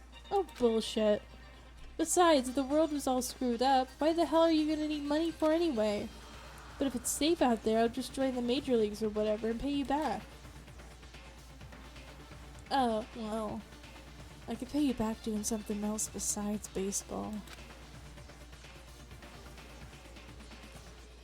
As those two argued, Sayaka fell to her knees. Hey, shouted Leon, running towards her. Sayaka, are you okay? She looked at him and stared blankly. Leon... She had made up her mind. She raised her head and said, there's... Jesus. There's something I need to confess to you later. Bro. He is not thinking. She was trying to kill him. What? Seriously? Sayaka was staring at Leon so intensely that he briefly forgot about the current situation. No, not just you. Now he's just getting so confused. To Makoto and the others too. Sayaka had made up her mind to confess the sin that was weighing heavily on her heart, but Leon seemed to not hear the latter half of the remark. He ran back to... He ran back to the others, slapped Hifumi and Yasuhiro on their backs and shouted, "Alright everyone, let's ace this exam or whatever and get out of here already. There's no way I'm gonna let my happy memories of this place get taken away." The Monokuma inside the monitor responded, Fine, now that things are finally coming to a boil, let's start the graduation exam." Sakura, who had been outside the dormitory, suddenly appeared with some information. The Monokumas in the hallway are acting peculiar. The students moved from the main building to see what Sakura was talking about. They said, oh boy. There they saw 50 Monokumas standing in 2 rows along the walls of the hallway, and one standing at the very end of the hall. There was something strange on top of this Monokuma's head. An enlarged version of the escape button that Makoto had obtained from the Mono machine. Each student took in this sight. An announcement rang throughout the school. The me at the end of the hall has a button on top of his head that will open the main entrance.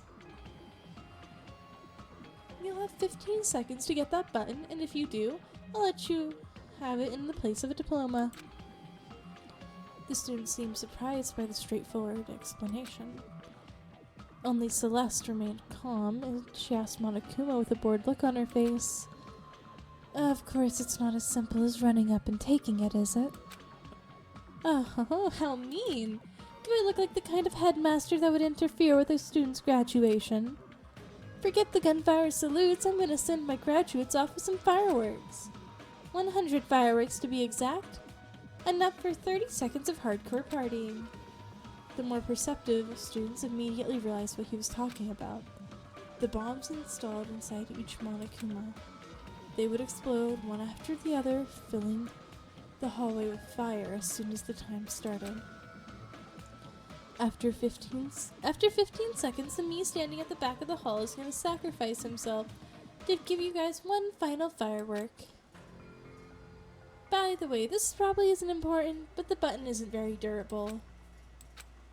The graduation exam was Monokuma's way of saying that he had no intention of letting anyone leave.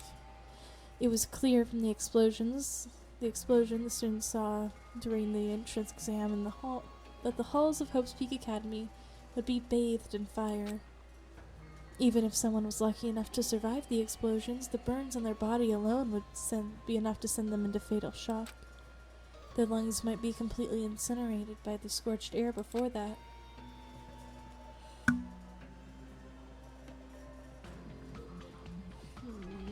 What if they just throw somebody at the button, right? Like, what if Sakura just chucks somebody across the hall over the Monokumas?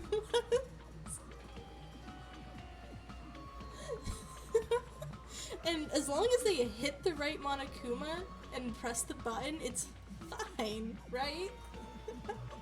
That would work. That sounds like something that would happen in this game.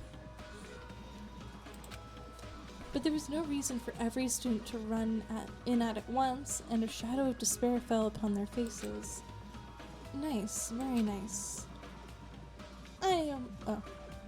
Nice, very nice. I almost want to take a picture so I have those faces as a souvenir. As Monokuma laughed from behind the monitor, Sakura stepped forward. I'll do it. I have only seen the explosion once, but I believe I'm capable of withstanding its power. No, shouted Aoi, you can't. Even you couldn't handle 100 of those explosions. Sakura shook her head.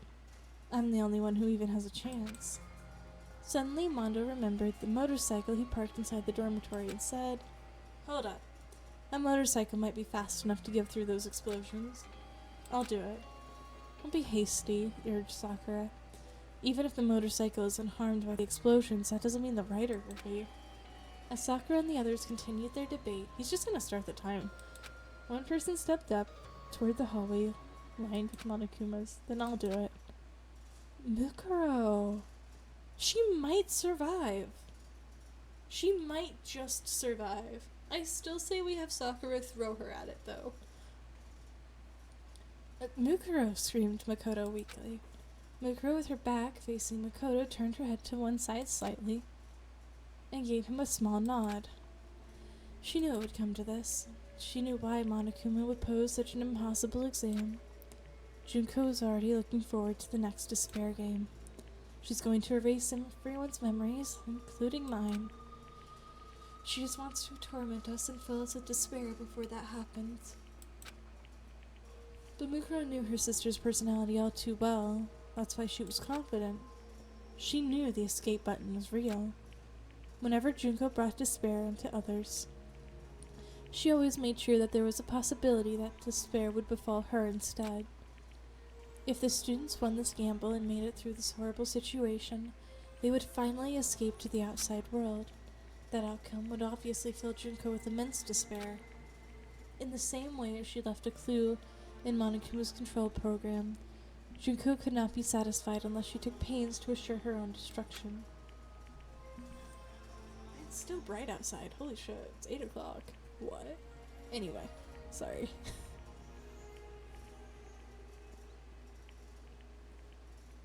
It was this quality that made Junko the ultimate despair. That's why Mukuro was determined to do it. She knew she was the only person who stood a chance of making that outcome possible, even if she had to risk her life. But right now, Mukuro wanted to live more than anything. Right? Summer is crazy, man. I love it though. It means when I go to bed, it's only been dark for a little bit. But it's also bright when I get up for work, so it's crazy. I love it. It's so much better than winter. I'll take the 90-degree heat. It's totally worth it. My AC disagrees, but it's fine. She wanted to hold on to this world, a world she had no interest in previously. She didn't even know if this hesitation she felt was disappointing or not. She wanted to live and continue searching for a new path, a path where she could abandon her submission to despair, where she could accept the sins of the past and continue to live. Mukuro, who was known as a war machine, found her heart beset by overwhelming fear and anxiety. Until now, it had never occurred to her that determination was necessary to live. As if she was brushing that fear aside, she quietly said, thank you, Makoto."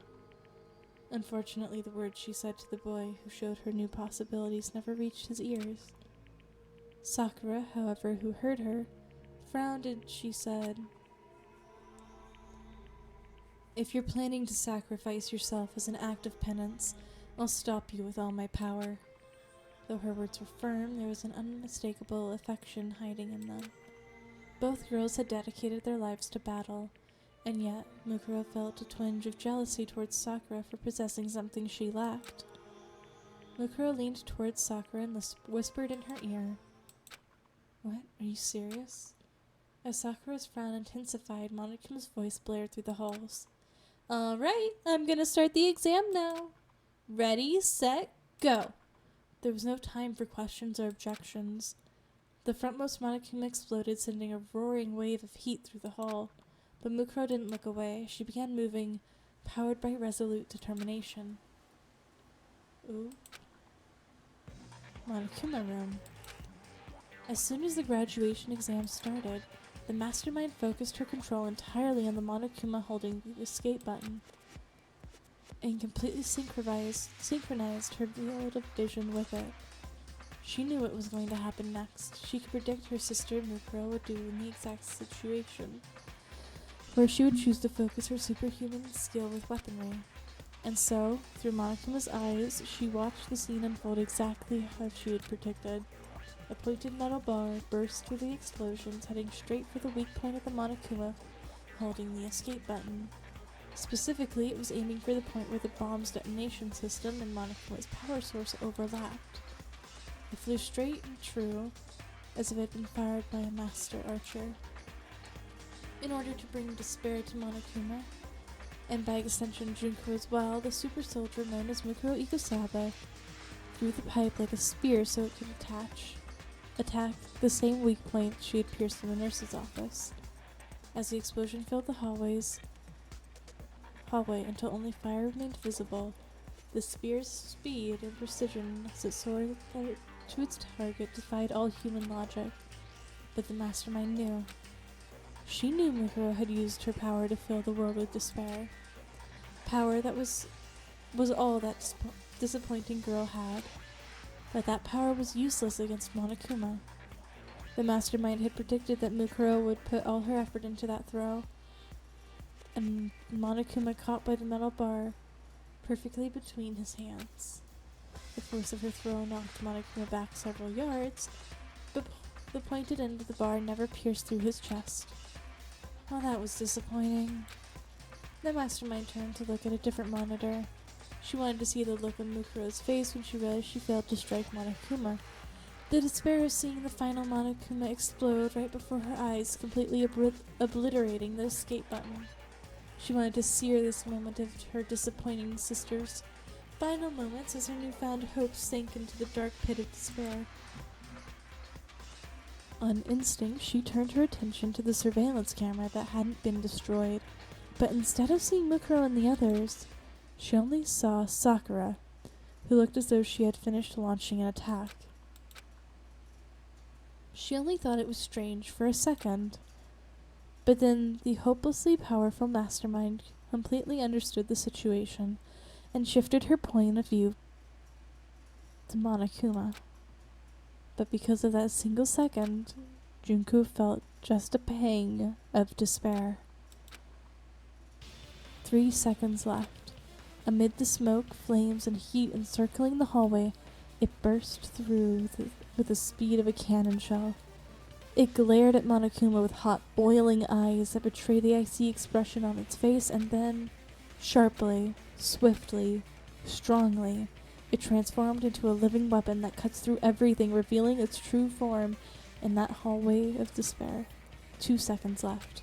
Monokuma, who was still holding the metal bar in his hands, tried to move, but at that exact moment, the living weapon carved a path through the flames and appeared before him. Its body, which had never been wounded on any battlefield, was sustaining all manner of burns and injuries, but even so it did not falter. The fire in its eyes never flickered once. 1 second left. The living weapon, Mukuro, slammed her knee into the back of the metal bar that Monokuma was holding. The sharp tip of that metal pierced through Monokuma like a rail spike, shredding the detonator and its power source into pieces. Time's up. The 100 explosions ceased and the smoke blanketed the hallway. Mukuro had dived into Monokuma and the pristine escape button now rested in her hand. She and the other students of Hope's Peak Academy passed the graduation exam.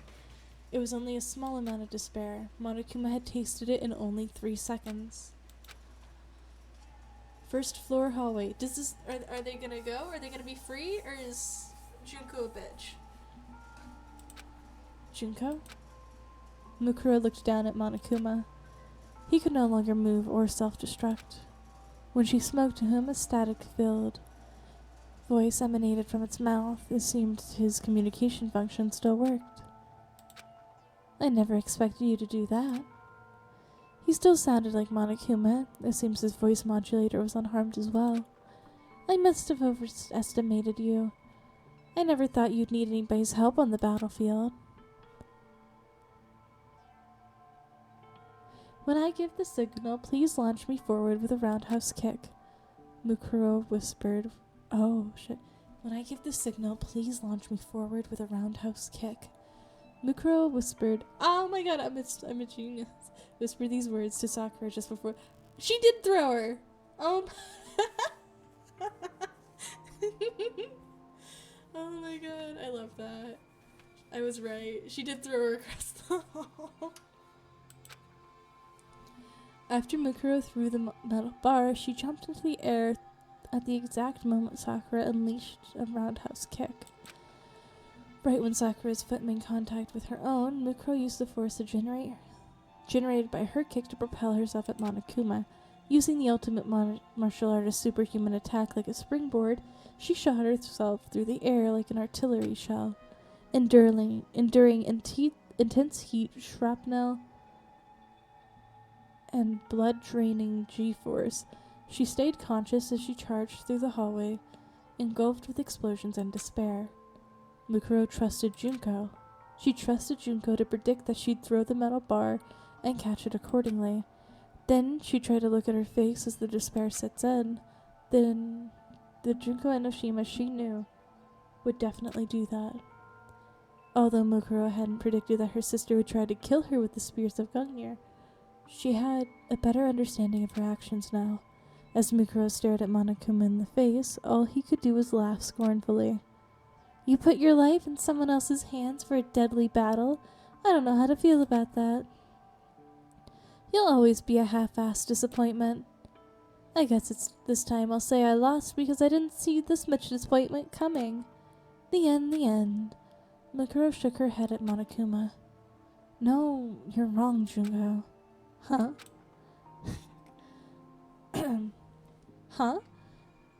If you want to talk about winning or losing, I think we lost before we even started. Mukuro's eyes shifted side to side as if she was unsure of something, and she fidgeted in place as she continued to talk. No matter how much despair they felt, you didn't think they'd kill each other the way they were before. That's why you erased their memories. They aren't like the others you forced in the past. You knew these students would never do it. That's what you believed, isn't it? What are you talking about? So, it's okay, Junko. I'll bring back everyone's memories someday, and I'll show you everyone's happiness and their bonds. I'll show all that to you and fill you with even more despair. Mukuro nodded after she said this, as if to cheer her sister up. After several seconds of silence, Monokuma responded. You finally beat me this one time. And that lame speech is the best you can do? You're such a disappointment. You'll never fill me with despair. It's just constant disappointment. After pouting like a sore loser, Monokuma continued to speak in his usual tone. But you guys will be back. And when that time comes, I'll invite you guys to a wonderful place. I found out about this fun island while I was running things here. Monokuma's laughter filled the room before the static finally cut out, and his remains fell silent. He wouldn't be talking again anytime soon. The mastermind was already preparing a new despair to bring to the world, and to the students of Hope's Peak Academy, Junko included. In the end, the mastermind stayed in her Monokuma persona until the very end, and Junko Enoshima never showed her face again. It was as if she resented the despair Mukuro had given her. That thought almost filled Mukuro with despair. But when she heard her classmates calling for her, that sealed the despair into the depths of her heart. From now on, she would seal away all her despair. And one day, when she can give Junko the perfect despair, she'll unleash all the despair she stored and plunge her sister into a dark abyss. I won't leave my little sister alone. In the end, that was the first hope the disappointing older sister had felt since she was a child. Several hours later, the main entrance. Also, I know they're reusing the art, but fucking Junko standing here is really weird to see. Mukuro, are you... Oh, shit, they're actually gonna comment on it. Wow. Okay, I didn't expect that. Mukuro, are you really going to go out wearing that wig? After receiving the blood transfusion of the correct blood type, Mukuro was beginning to show signs of recovering. Mukuro, holding her wig to disguise herself as Junko Enoshima, nodded. If I live as Junko, I might be able to understand her better. Despite that, Mukuro's voice still sounded like her own, as if she hadn't fully decided. And I've made up my mind.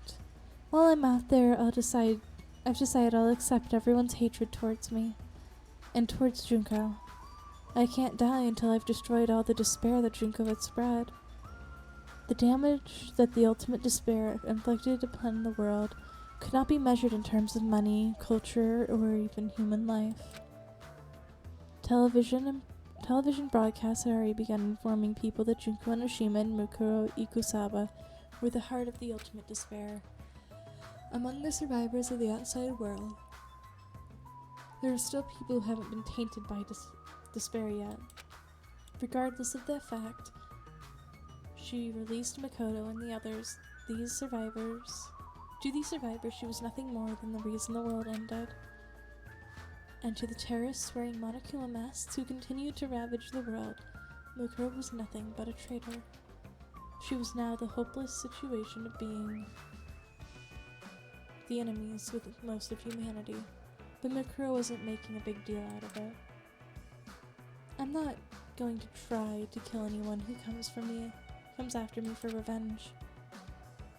Wouldn't it be safer to just turn yourself in? Wondered Yasuhiro. Well, you might get executed instead, but you could live to be an old lady if your trial keeps getting pushed back. Mukuro slowly shook her head at Yasuhiro. Laws, justice, these things no longer exist. Is it really that bad out there? Maybe we should just stay in here. Byakuya glared at Yasuhiro with contempt. Ignorant idiots should just shut up. Your fate won't change whether you stay in here or not. Though he was shocked to learn the Kogami Corporation had been destroyed, Byakuya continued to remain firm and proud even towards Mukuro. You are a rare asset, continued Byakuya, so I'll let you live for now. Depending on your actions, I may consider forgiving your crimes after I've built a new world. Only a Togami would boast that they're capable of forgiving the crime of ending the world. You don't need to do that. I don't plan on just surviving. After turning away from Byakuya, Mukuro looked at the other students. Everyone was reacting in their own way. Kyoko had a look of quiet preparation. Toko, having just changed back from Genocide Jack, was panicked and confused. Mukuro looked back at the 2 years she spent with them, then turned to Makoto, who shared the same memories as her, and gave him the escape button. Makoto, you press it. Huh? Me? I think it's better if you press it instead of me. As she watched Makoto accept the button with some hesitation, Mukuro thought about what Monokuma had said. You guys will be back. Mukuro knew that Monokuma was telling the truth. After all, the file the students needed to fully restore their lost memories had remained hidden in the academy. The research notes of Yasuki Matsuda, the ultimate neurologist. His research was the key to restoring everyone's memories. Even if the students no longer have their memories, they may be able to repair bonds they had built among themselves over the past 2 years. But as long as their memories remain unrestored, the mastermind could still repeat her deadly plan. Although the island mentioned earlier sounded strange, the students could not turn their backs on the despair facing them. Then, let's go. Makoto remembered everything that was happening in the outside world. The boy who had chosen to remain inside the academy 2 years ago was now choosing to leave. How much did he struggle to come to that decision? But he was determined to face the despair awaiting him outside, and hid his internal conflict from the others. By protecting Makoto's hope, Mukuro would bring despair to her beloved sister. But she no longer knew if the end result of her goal would lead to hope or despair. She pulled the wig over her head and hid her face with her hands. Was she smiling because hope was waiting for her? Or was she crying because her path would lead to despair? When she lowered her hands, her face was devoid of all emotion. Mukuro no longer knew what emotion she should wear on her face. At the same time, Makoto pressed the escape button. A siren began to wail as the turrets retracted into the ceiling. From beyond the heavy door, a bright light appeared.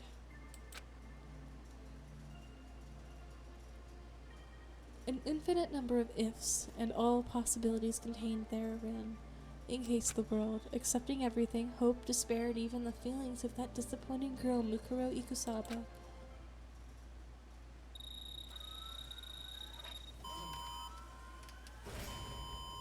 Oh, we get to see it for everyone now. Not just our few canon survivors.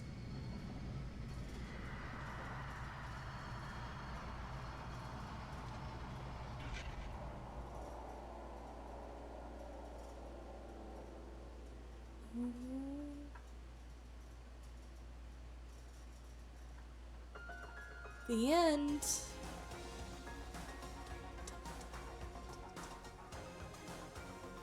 We did it! We finished it! What time is it? 8?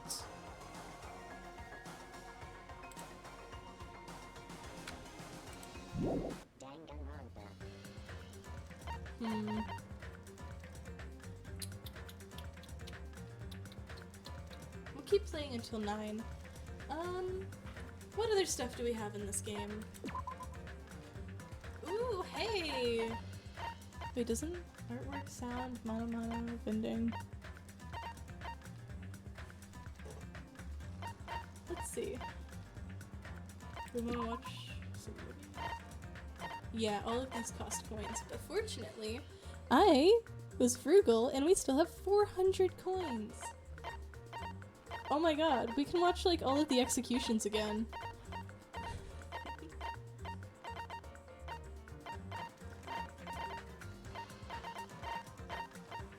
They are expensive though. What other things can we watch? Sound? Does this cost coins? Oh, it does cost coins. Look at the image! Oh my god, wait, are those? What are they called? The fucking iPods? Is it? Hang on, I need to look up what those look like again.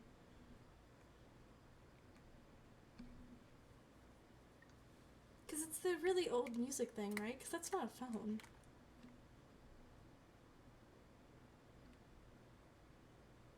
Old. Yeah, it's a really old iPod. Holy shit. I forget how old this game is. Oh my god. What else can we look at? What's the artwork? Concept art? Yeah, we can look at their concept art? Oh my god. Wait, what? Dot art? What's dot art? Oh, that? Hang on. Wait, why do... Oh, I think everyone's here. Okay, it's just not really in order. Yes, let's look at concept art. I want to see how different they looked. This is not concept art. This is just your normal... This is a reference sheet.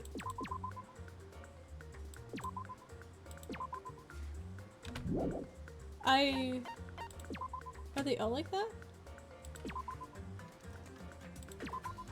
They are! This isn't I've been scammed! These are reference sheets, not concept art. I have been lied to!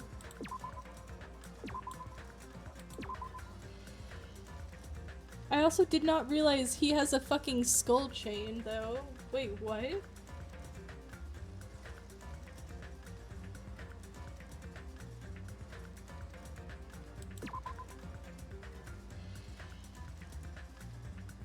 Dude, how does your hair even end up in this condition?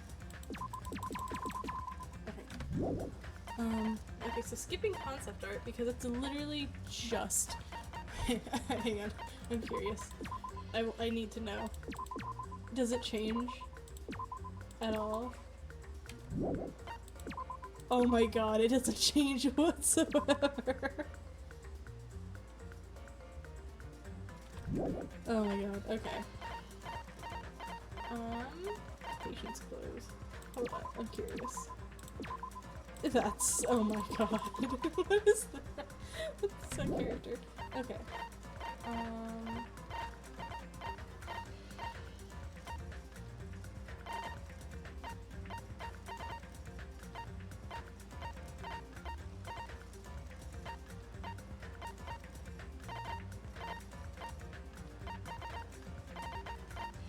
Okay, interesting.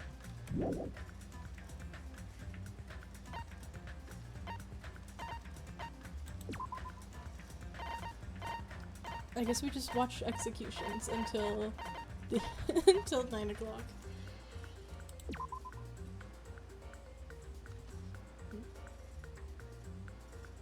Good god, people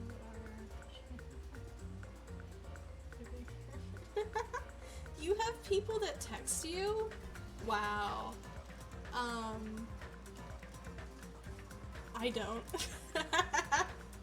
No one messages me. It's perfect for streaming, but like, you know. The only people that contact me is my family. Oh my god. I have friends too, that's the worst part. They just don't talk to me. Yes. Let's watch some deaths.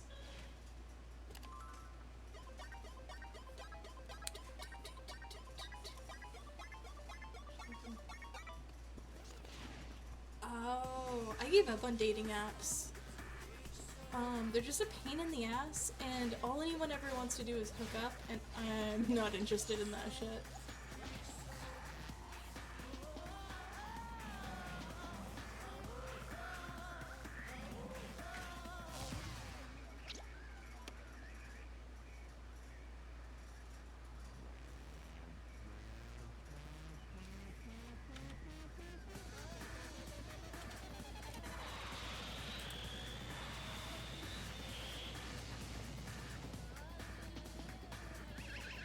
Oh my god, I forgot to deep fry him.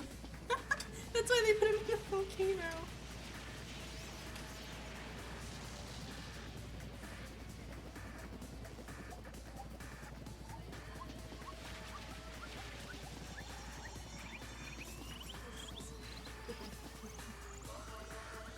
Oh yeah, no. Like, dude. It's not even just guys that want hookups. That's the worst part.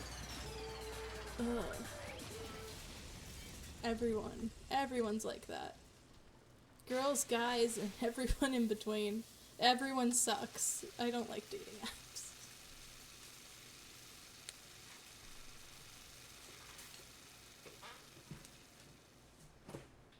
Danganronpa.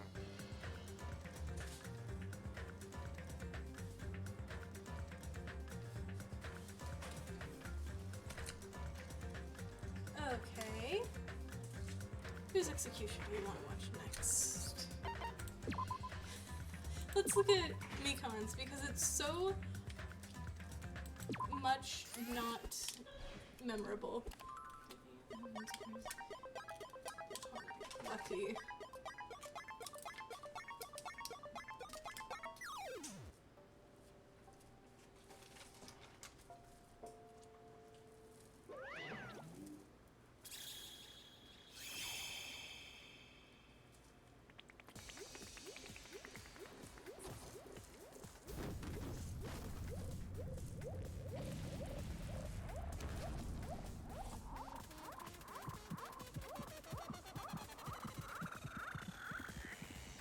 Yeah, this is what I mean when I said her execution is ugh.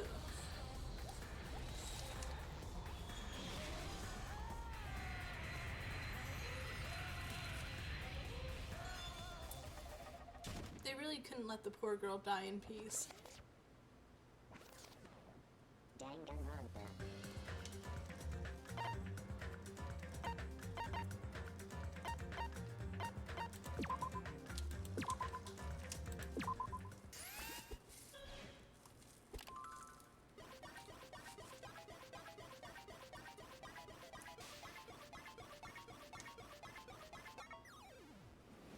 These are also so much shorter, like time-wise, than I thought they were.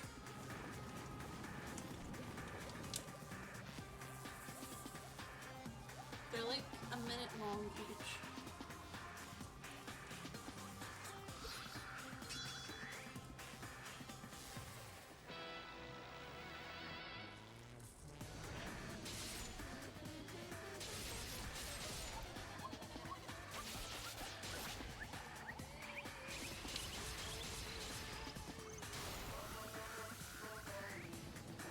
But Yuhiko, no, why? You idiot. Why would you run into the middle of a battlefield?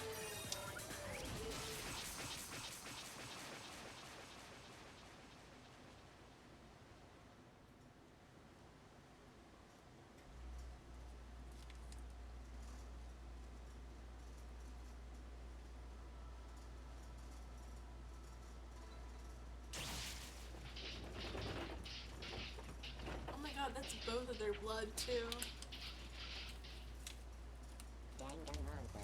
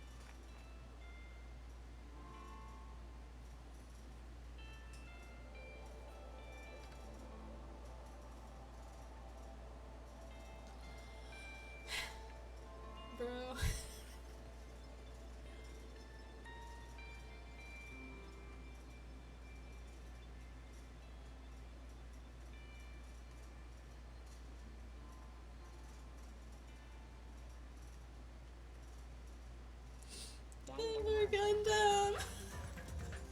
Damn! Bro! That still hurt! Oh my god!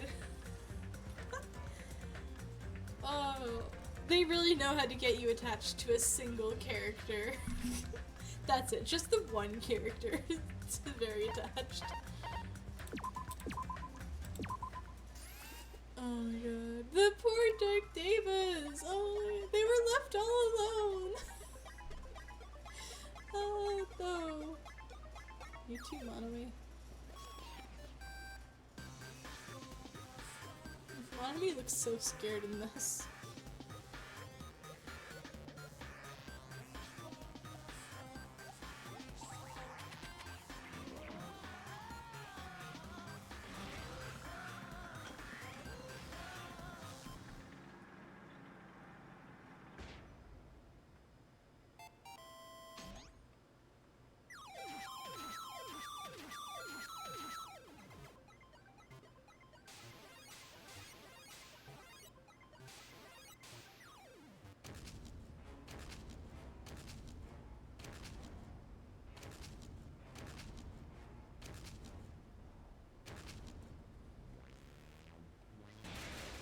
I wish she could have escaped.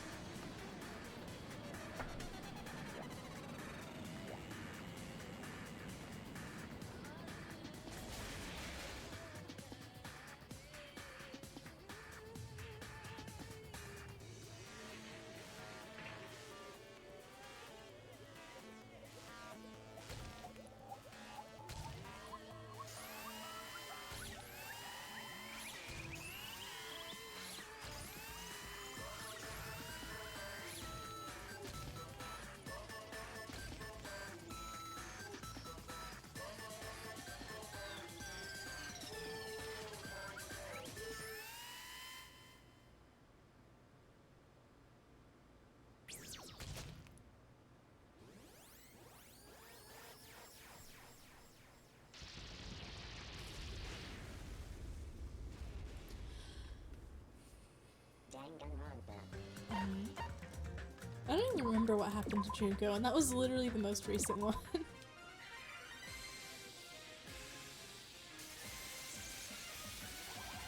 Oh shit, yeah! Usami killed her.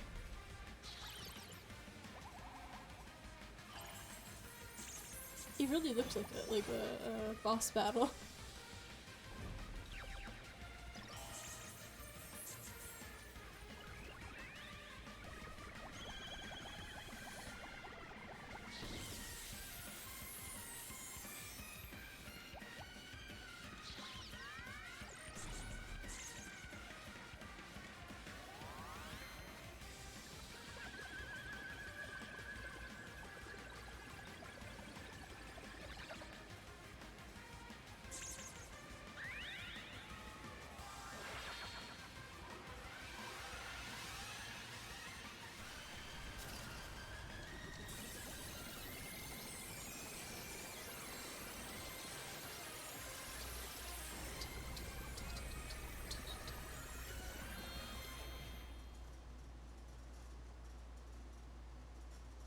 Danganronpa.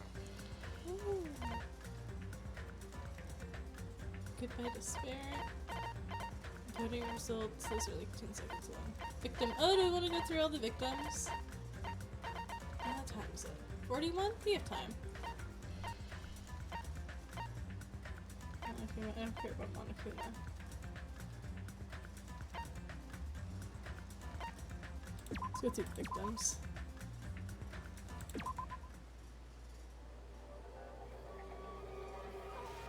Yeah, because even though Byakuya was killed pretty harshly, you can't actually see any of it. They also, weirdly, I've noticed in these games, I think Nagato, well, you just see Hyoko's, but most of the time, you can't see the characters' faces when they're dead. Most of the time. Or at least once we get to the investigating the body part, they've usually been like The Kabuki was strung up, but once they get her down, they face her away from us. I guess it's not quite as many as I thought it was, though. Actually, most of these games you can actually see her face. Never mind. Maybe it's the first game that does it?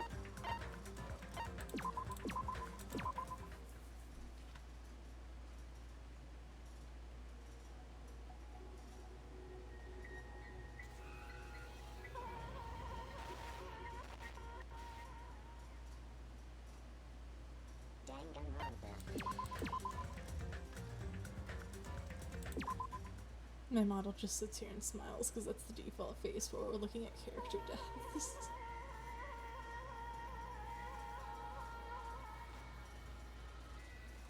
Danganronpa. Dang. The pillar really was whiter in the first scene, though. Yeah, see how much not white it is?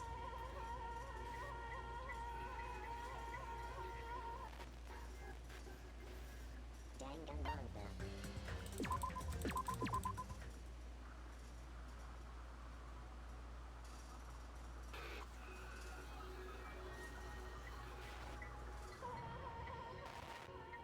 They use the same sound effect for everyone. Danganronpa.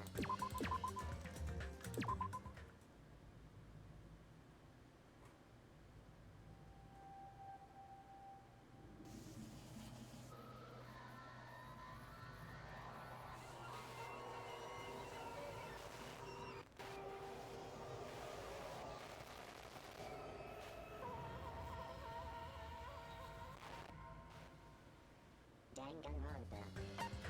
Okay, that's all the deaths.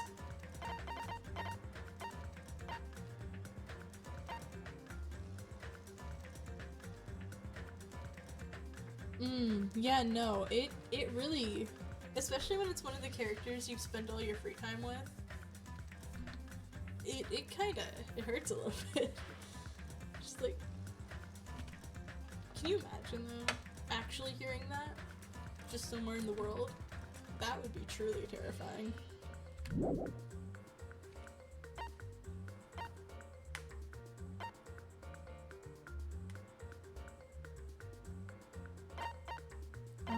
Events? I'm gonna appearing down. Oh my god, we can go through and look at all of these? yeah, let's... Where is it? This one. Let's see that. Bibbidi bobbidi, bibbidi bobbidi! Bibbidi bibbidi, bobbidi bobbidi! Ooh! Turn into a moo cow! How did we not know it was a game when she did this shit? Danganronpa.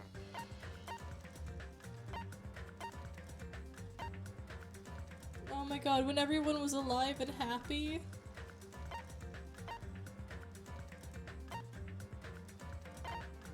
We can go look at all of their fights. Oh yeah, let's look at their introductions. I'm Nagito Komaeda. Nice to meet you. We got their voice acting with it! Danganronpa. Yeah, no, we're definitely gonna go through all of this. My name is Byakuya Togami.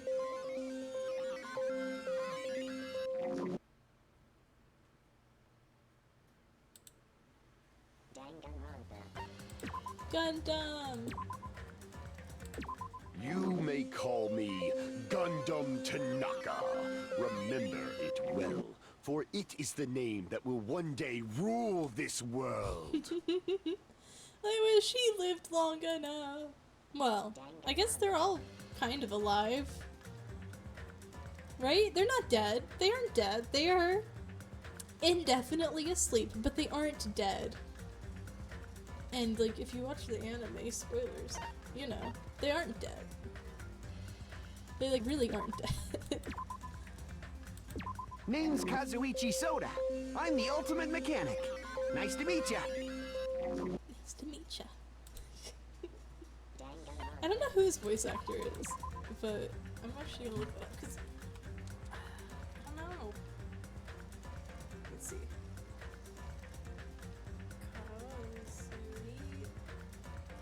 Helps if I spell.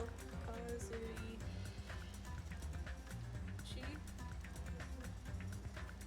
Soda. This is voice actor. English. Kyle Herbert.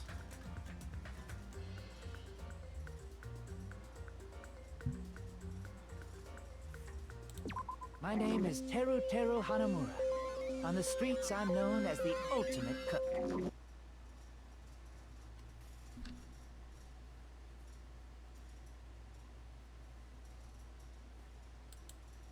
Hang on, I'm trying to see what other things he's done. No way! He's Ryushi?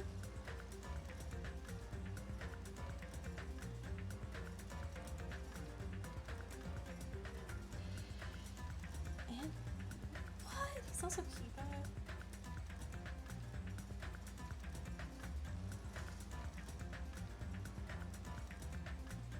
He's fucking Gohan? Dude, they got an expensive voice actor for, Kazuichi.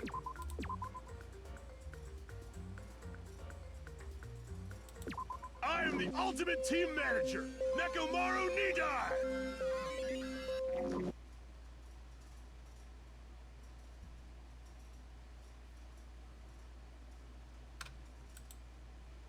Danganronpa.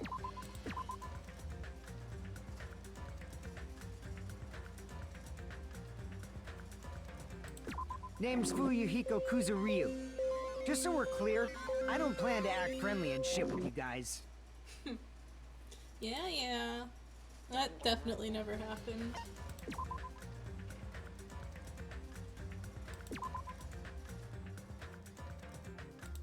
Yo, the name's Akane Owari. Nice to meet ya.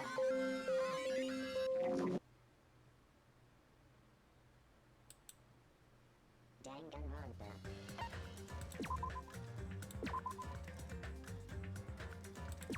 I'm Chiaki Nanami, the ultimate gamer. Video games are my hobby, and I'm a fan of all genres. Interesting. Okay. Sonia? Am I My already name out is of money Sonia yet? Nevermind.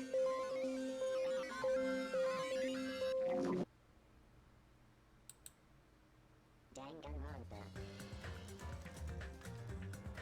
No.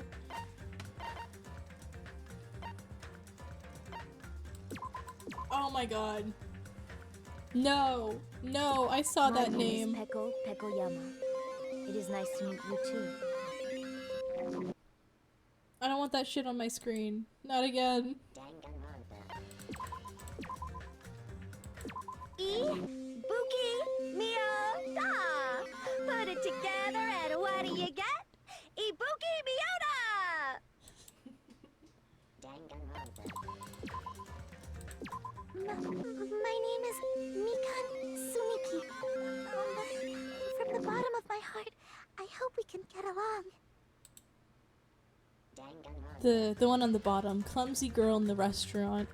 It's one of Mikan's fucking fan service scenes. I'm pretty sure. Let's see. I'm Mahiru Koizumi. I'll be counting on you from now on.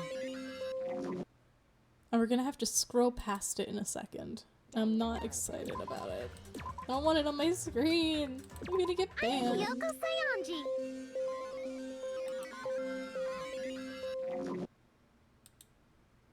Danganronpa. Okay, we're gonna scroll as quickly as we can. Oh god, it doesn't let me. Okay. I figured it out just in time. Timer.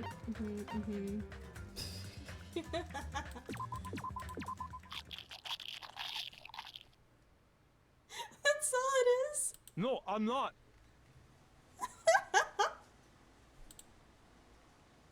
They cut out Akami's line. Danganronpa. Oh my god. Oh god.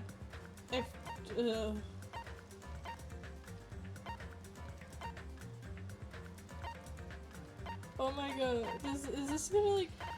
Are these things to like show off as the slow decline in living characters? Nagato's true identity.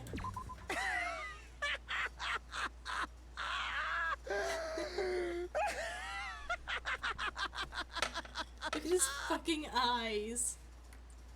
There's not an ounce of sanity in that man.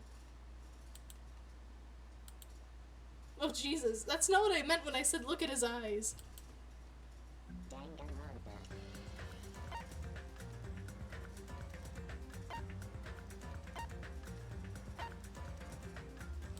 I don't know what this is about. Oh, that's it. Just a quick zoom in on Hajime. Danganronpa. Start talking.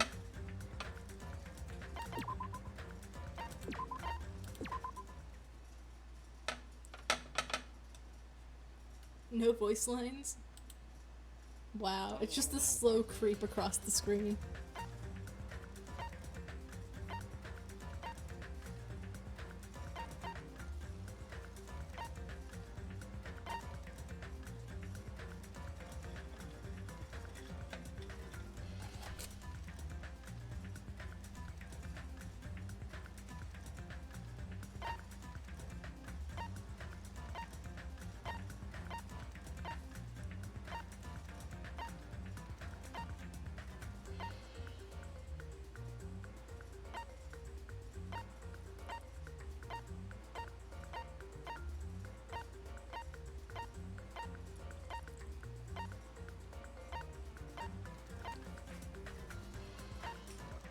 He really did not need to stab himself. I'm gonna be so real. I know he got Mahiro killed, but like, stabbing himself was way too much.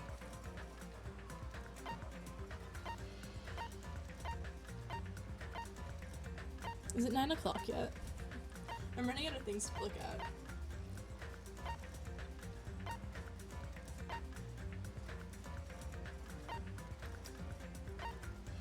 No.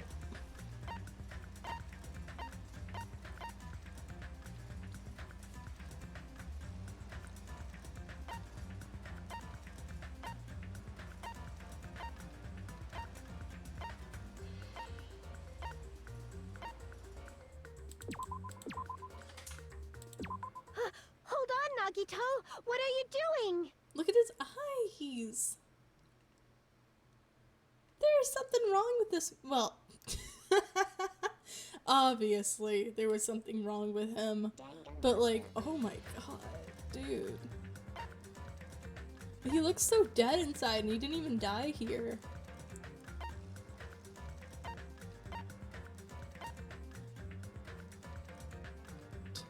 He's just crazy.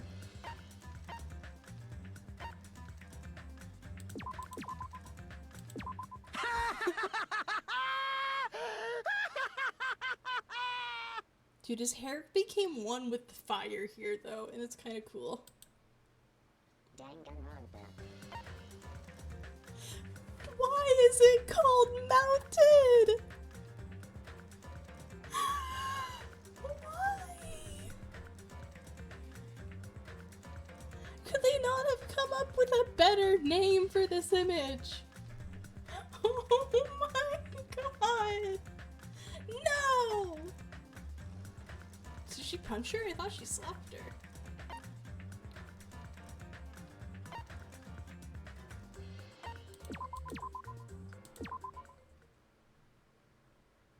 Hello there. That's all it is. Just hello there.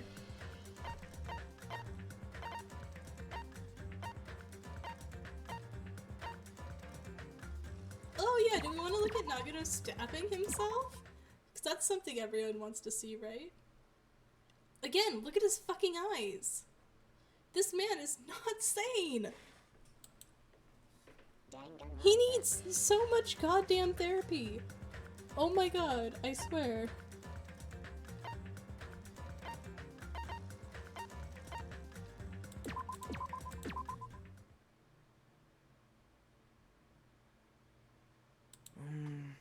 I wonder who's watching this message.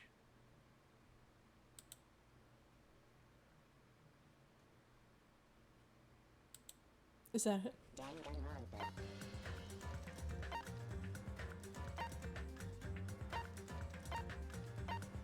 Do we want to look at fucking Nagano with Junko's hand attached?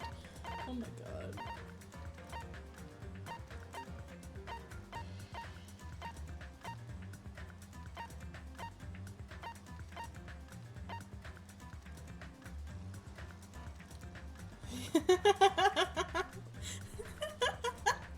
Oh my god, yeah. Honestly, we would just need a series of therapists for the therapists. Because they're all gonna be so damn traumatized.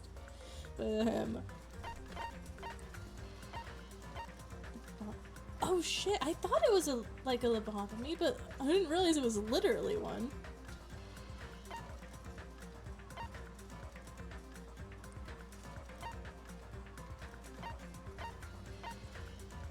Oh my god, look at them! Their determination!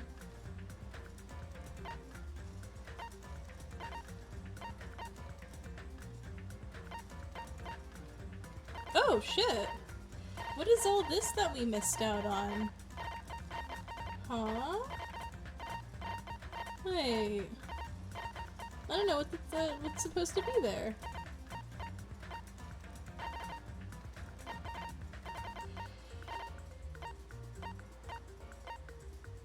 Huh. I don't know. Maybe there's like...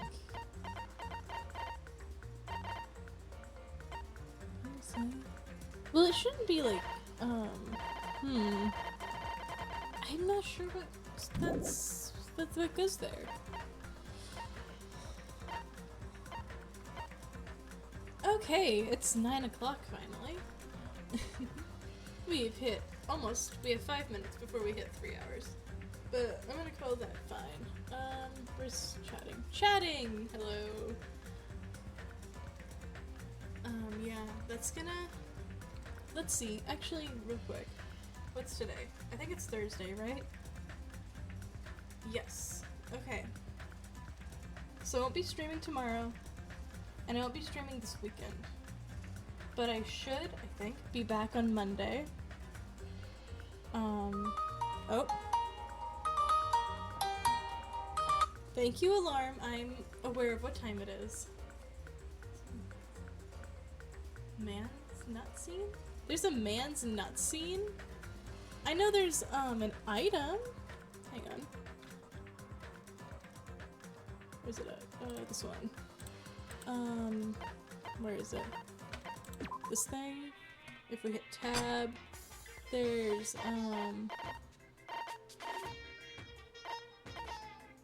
where's it at? A band? Hold up. Hang on. What?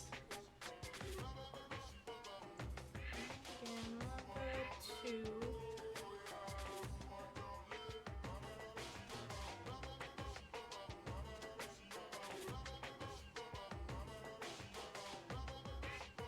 Okay,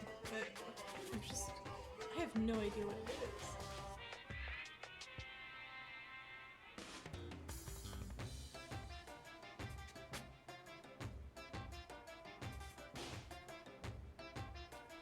Okay, there's a bathhouse scene.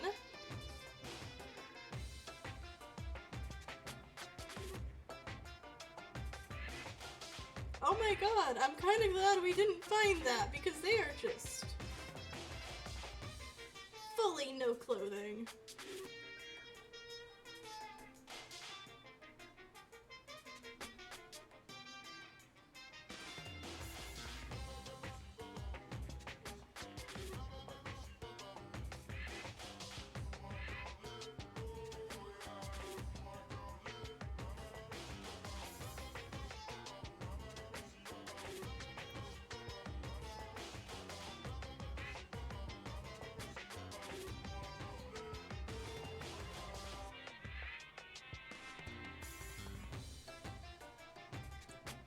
Okay, interesting. Okay. That exists. That certainly exists. Did I just see Hagaku? Yeah. Also, are we missing any items? I think the gray ones were missing, right? Yeah. I can't believe we got so far through this game and didn't find some items. I think that's everything I want. So we're just going to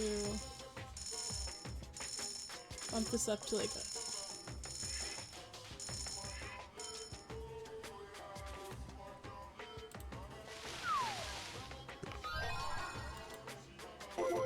lucky. Lucky. Lucky. Lucky. Lucky. It's still going.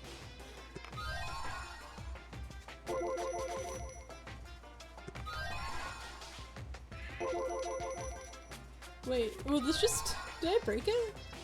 Okay, it gave up.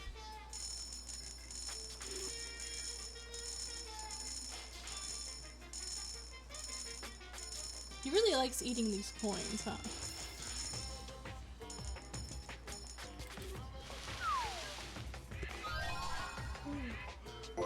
Lucky. Lucky. Lucky.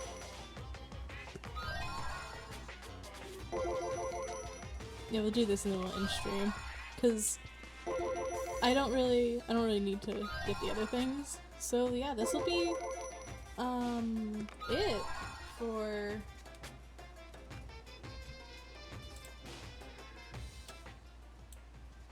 this will be it for Danganronpa 2 Goodbye Despair. All of my schedules for the rest of the month are completely fucked now.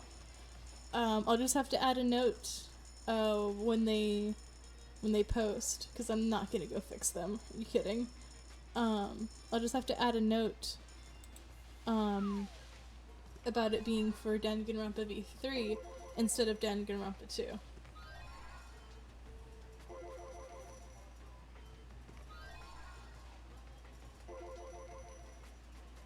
Kind of excited to start the third one. We've been doing a month of Danganronpa. Over a month of Danganronpa now, actually.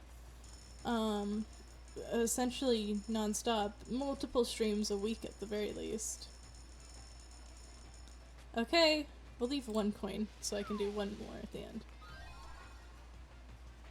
Lucky!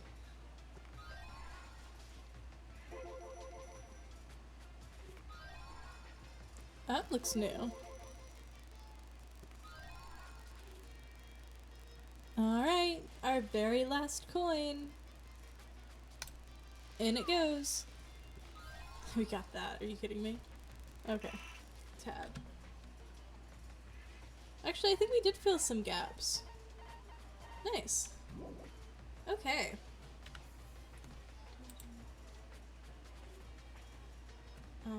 Where is chatting? Okay. We're gonna go ahead in the stream, go to bed.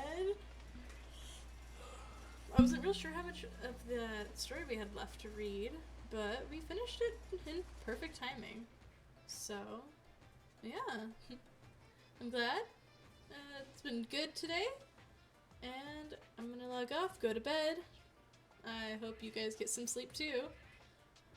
So good night.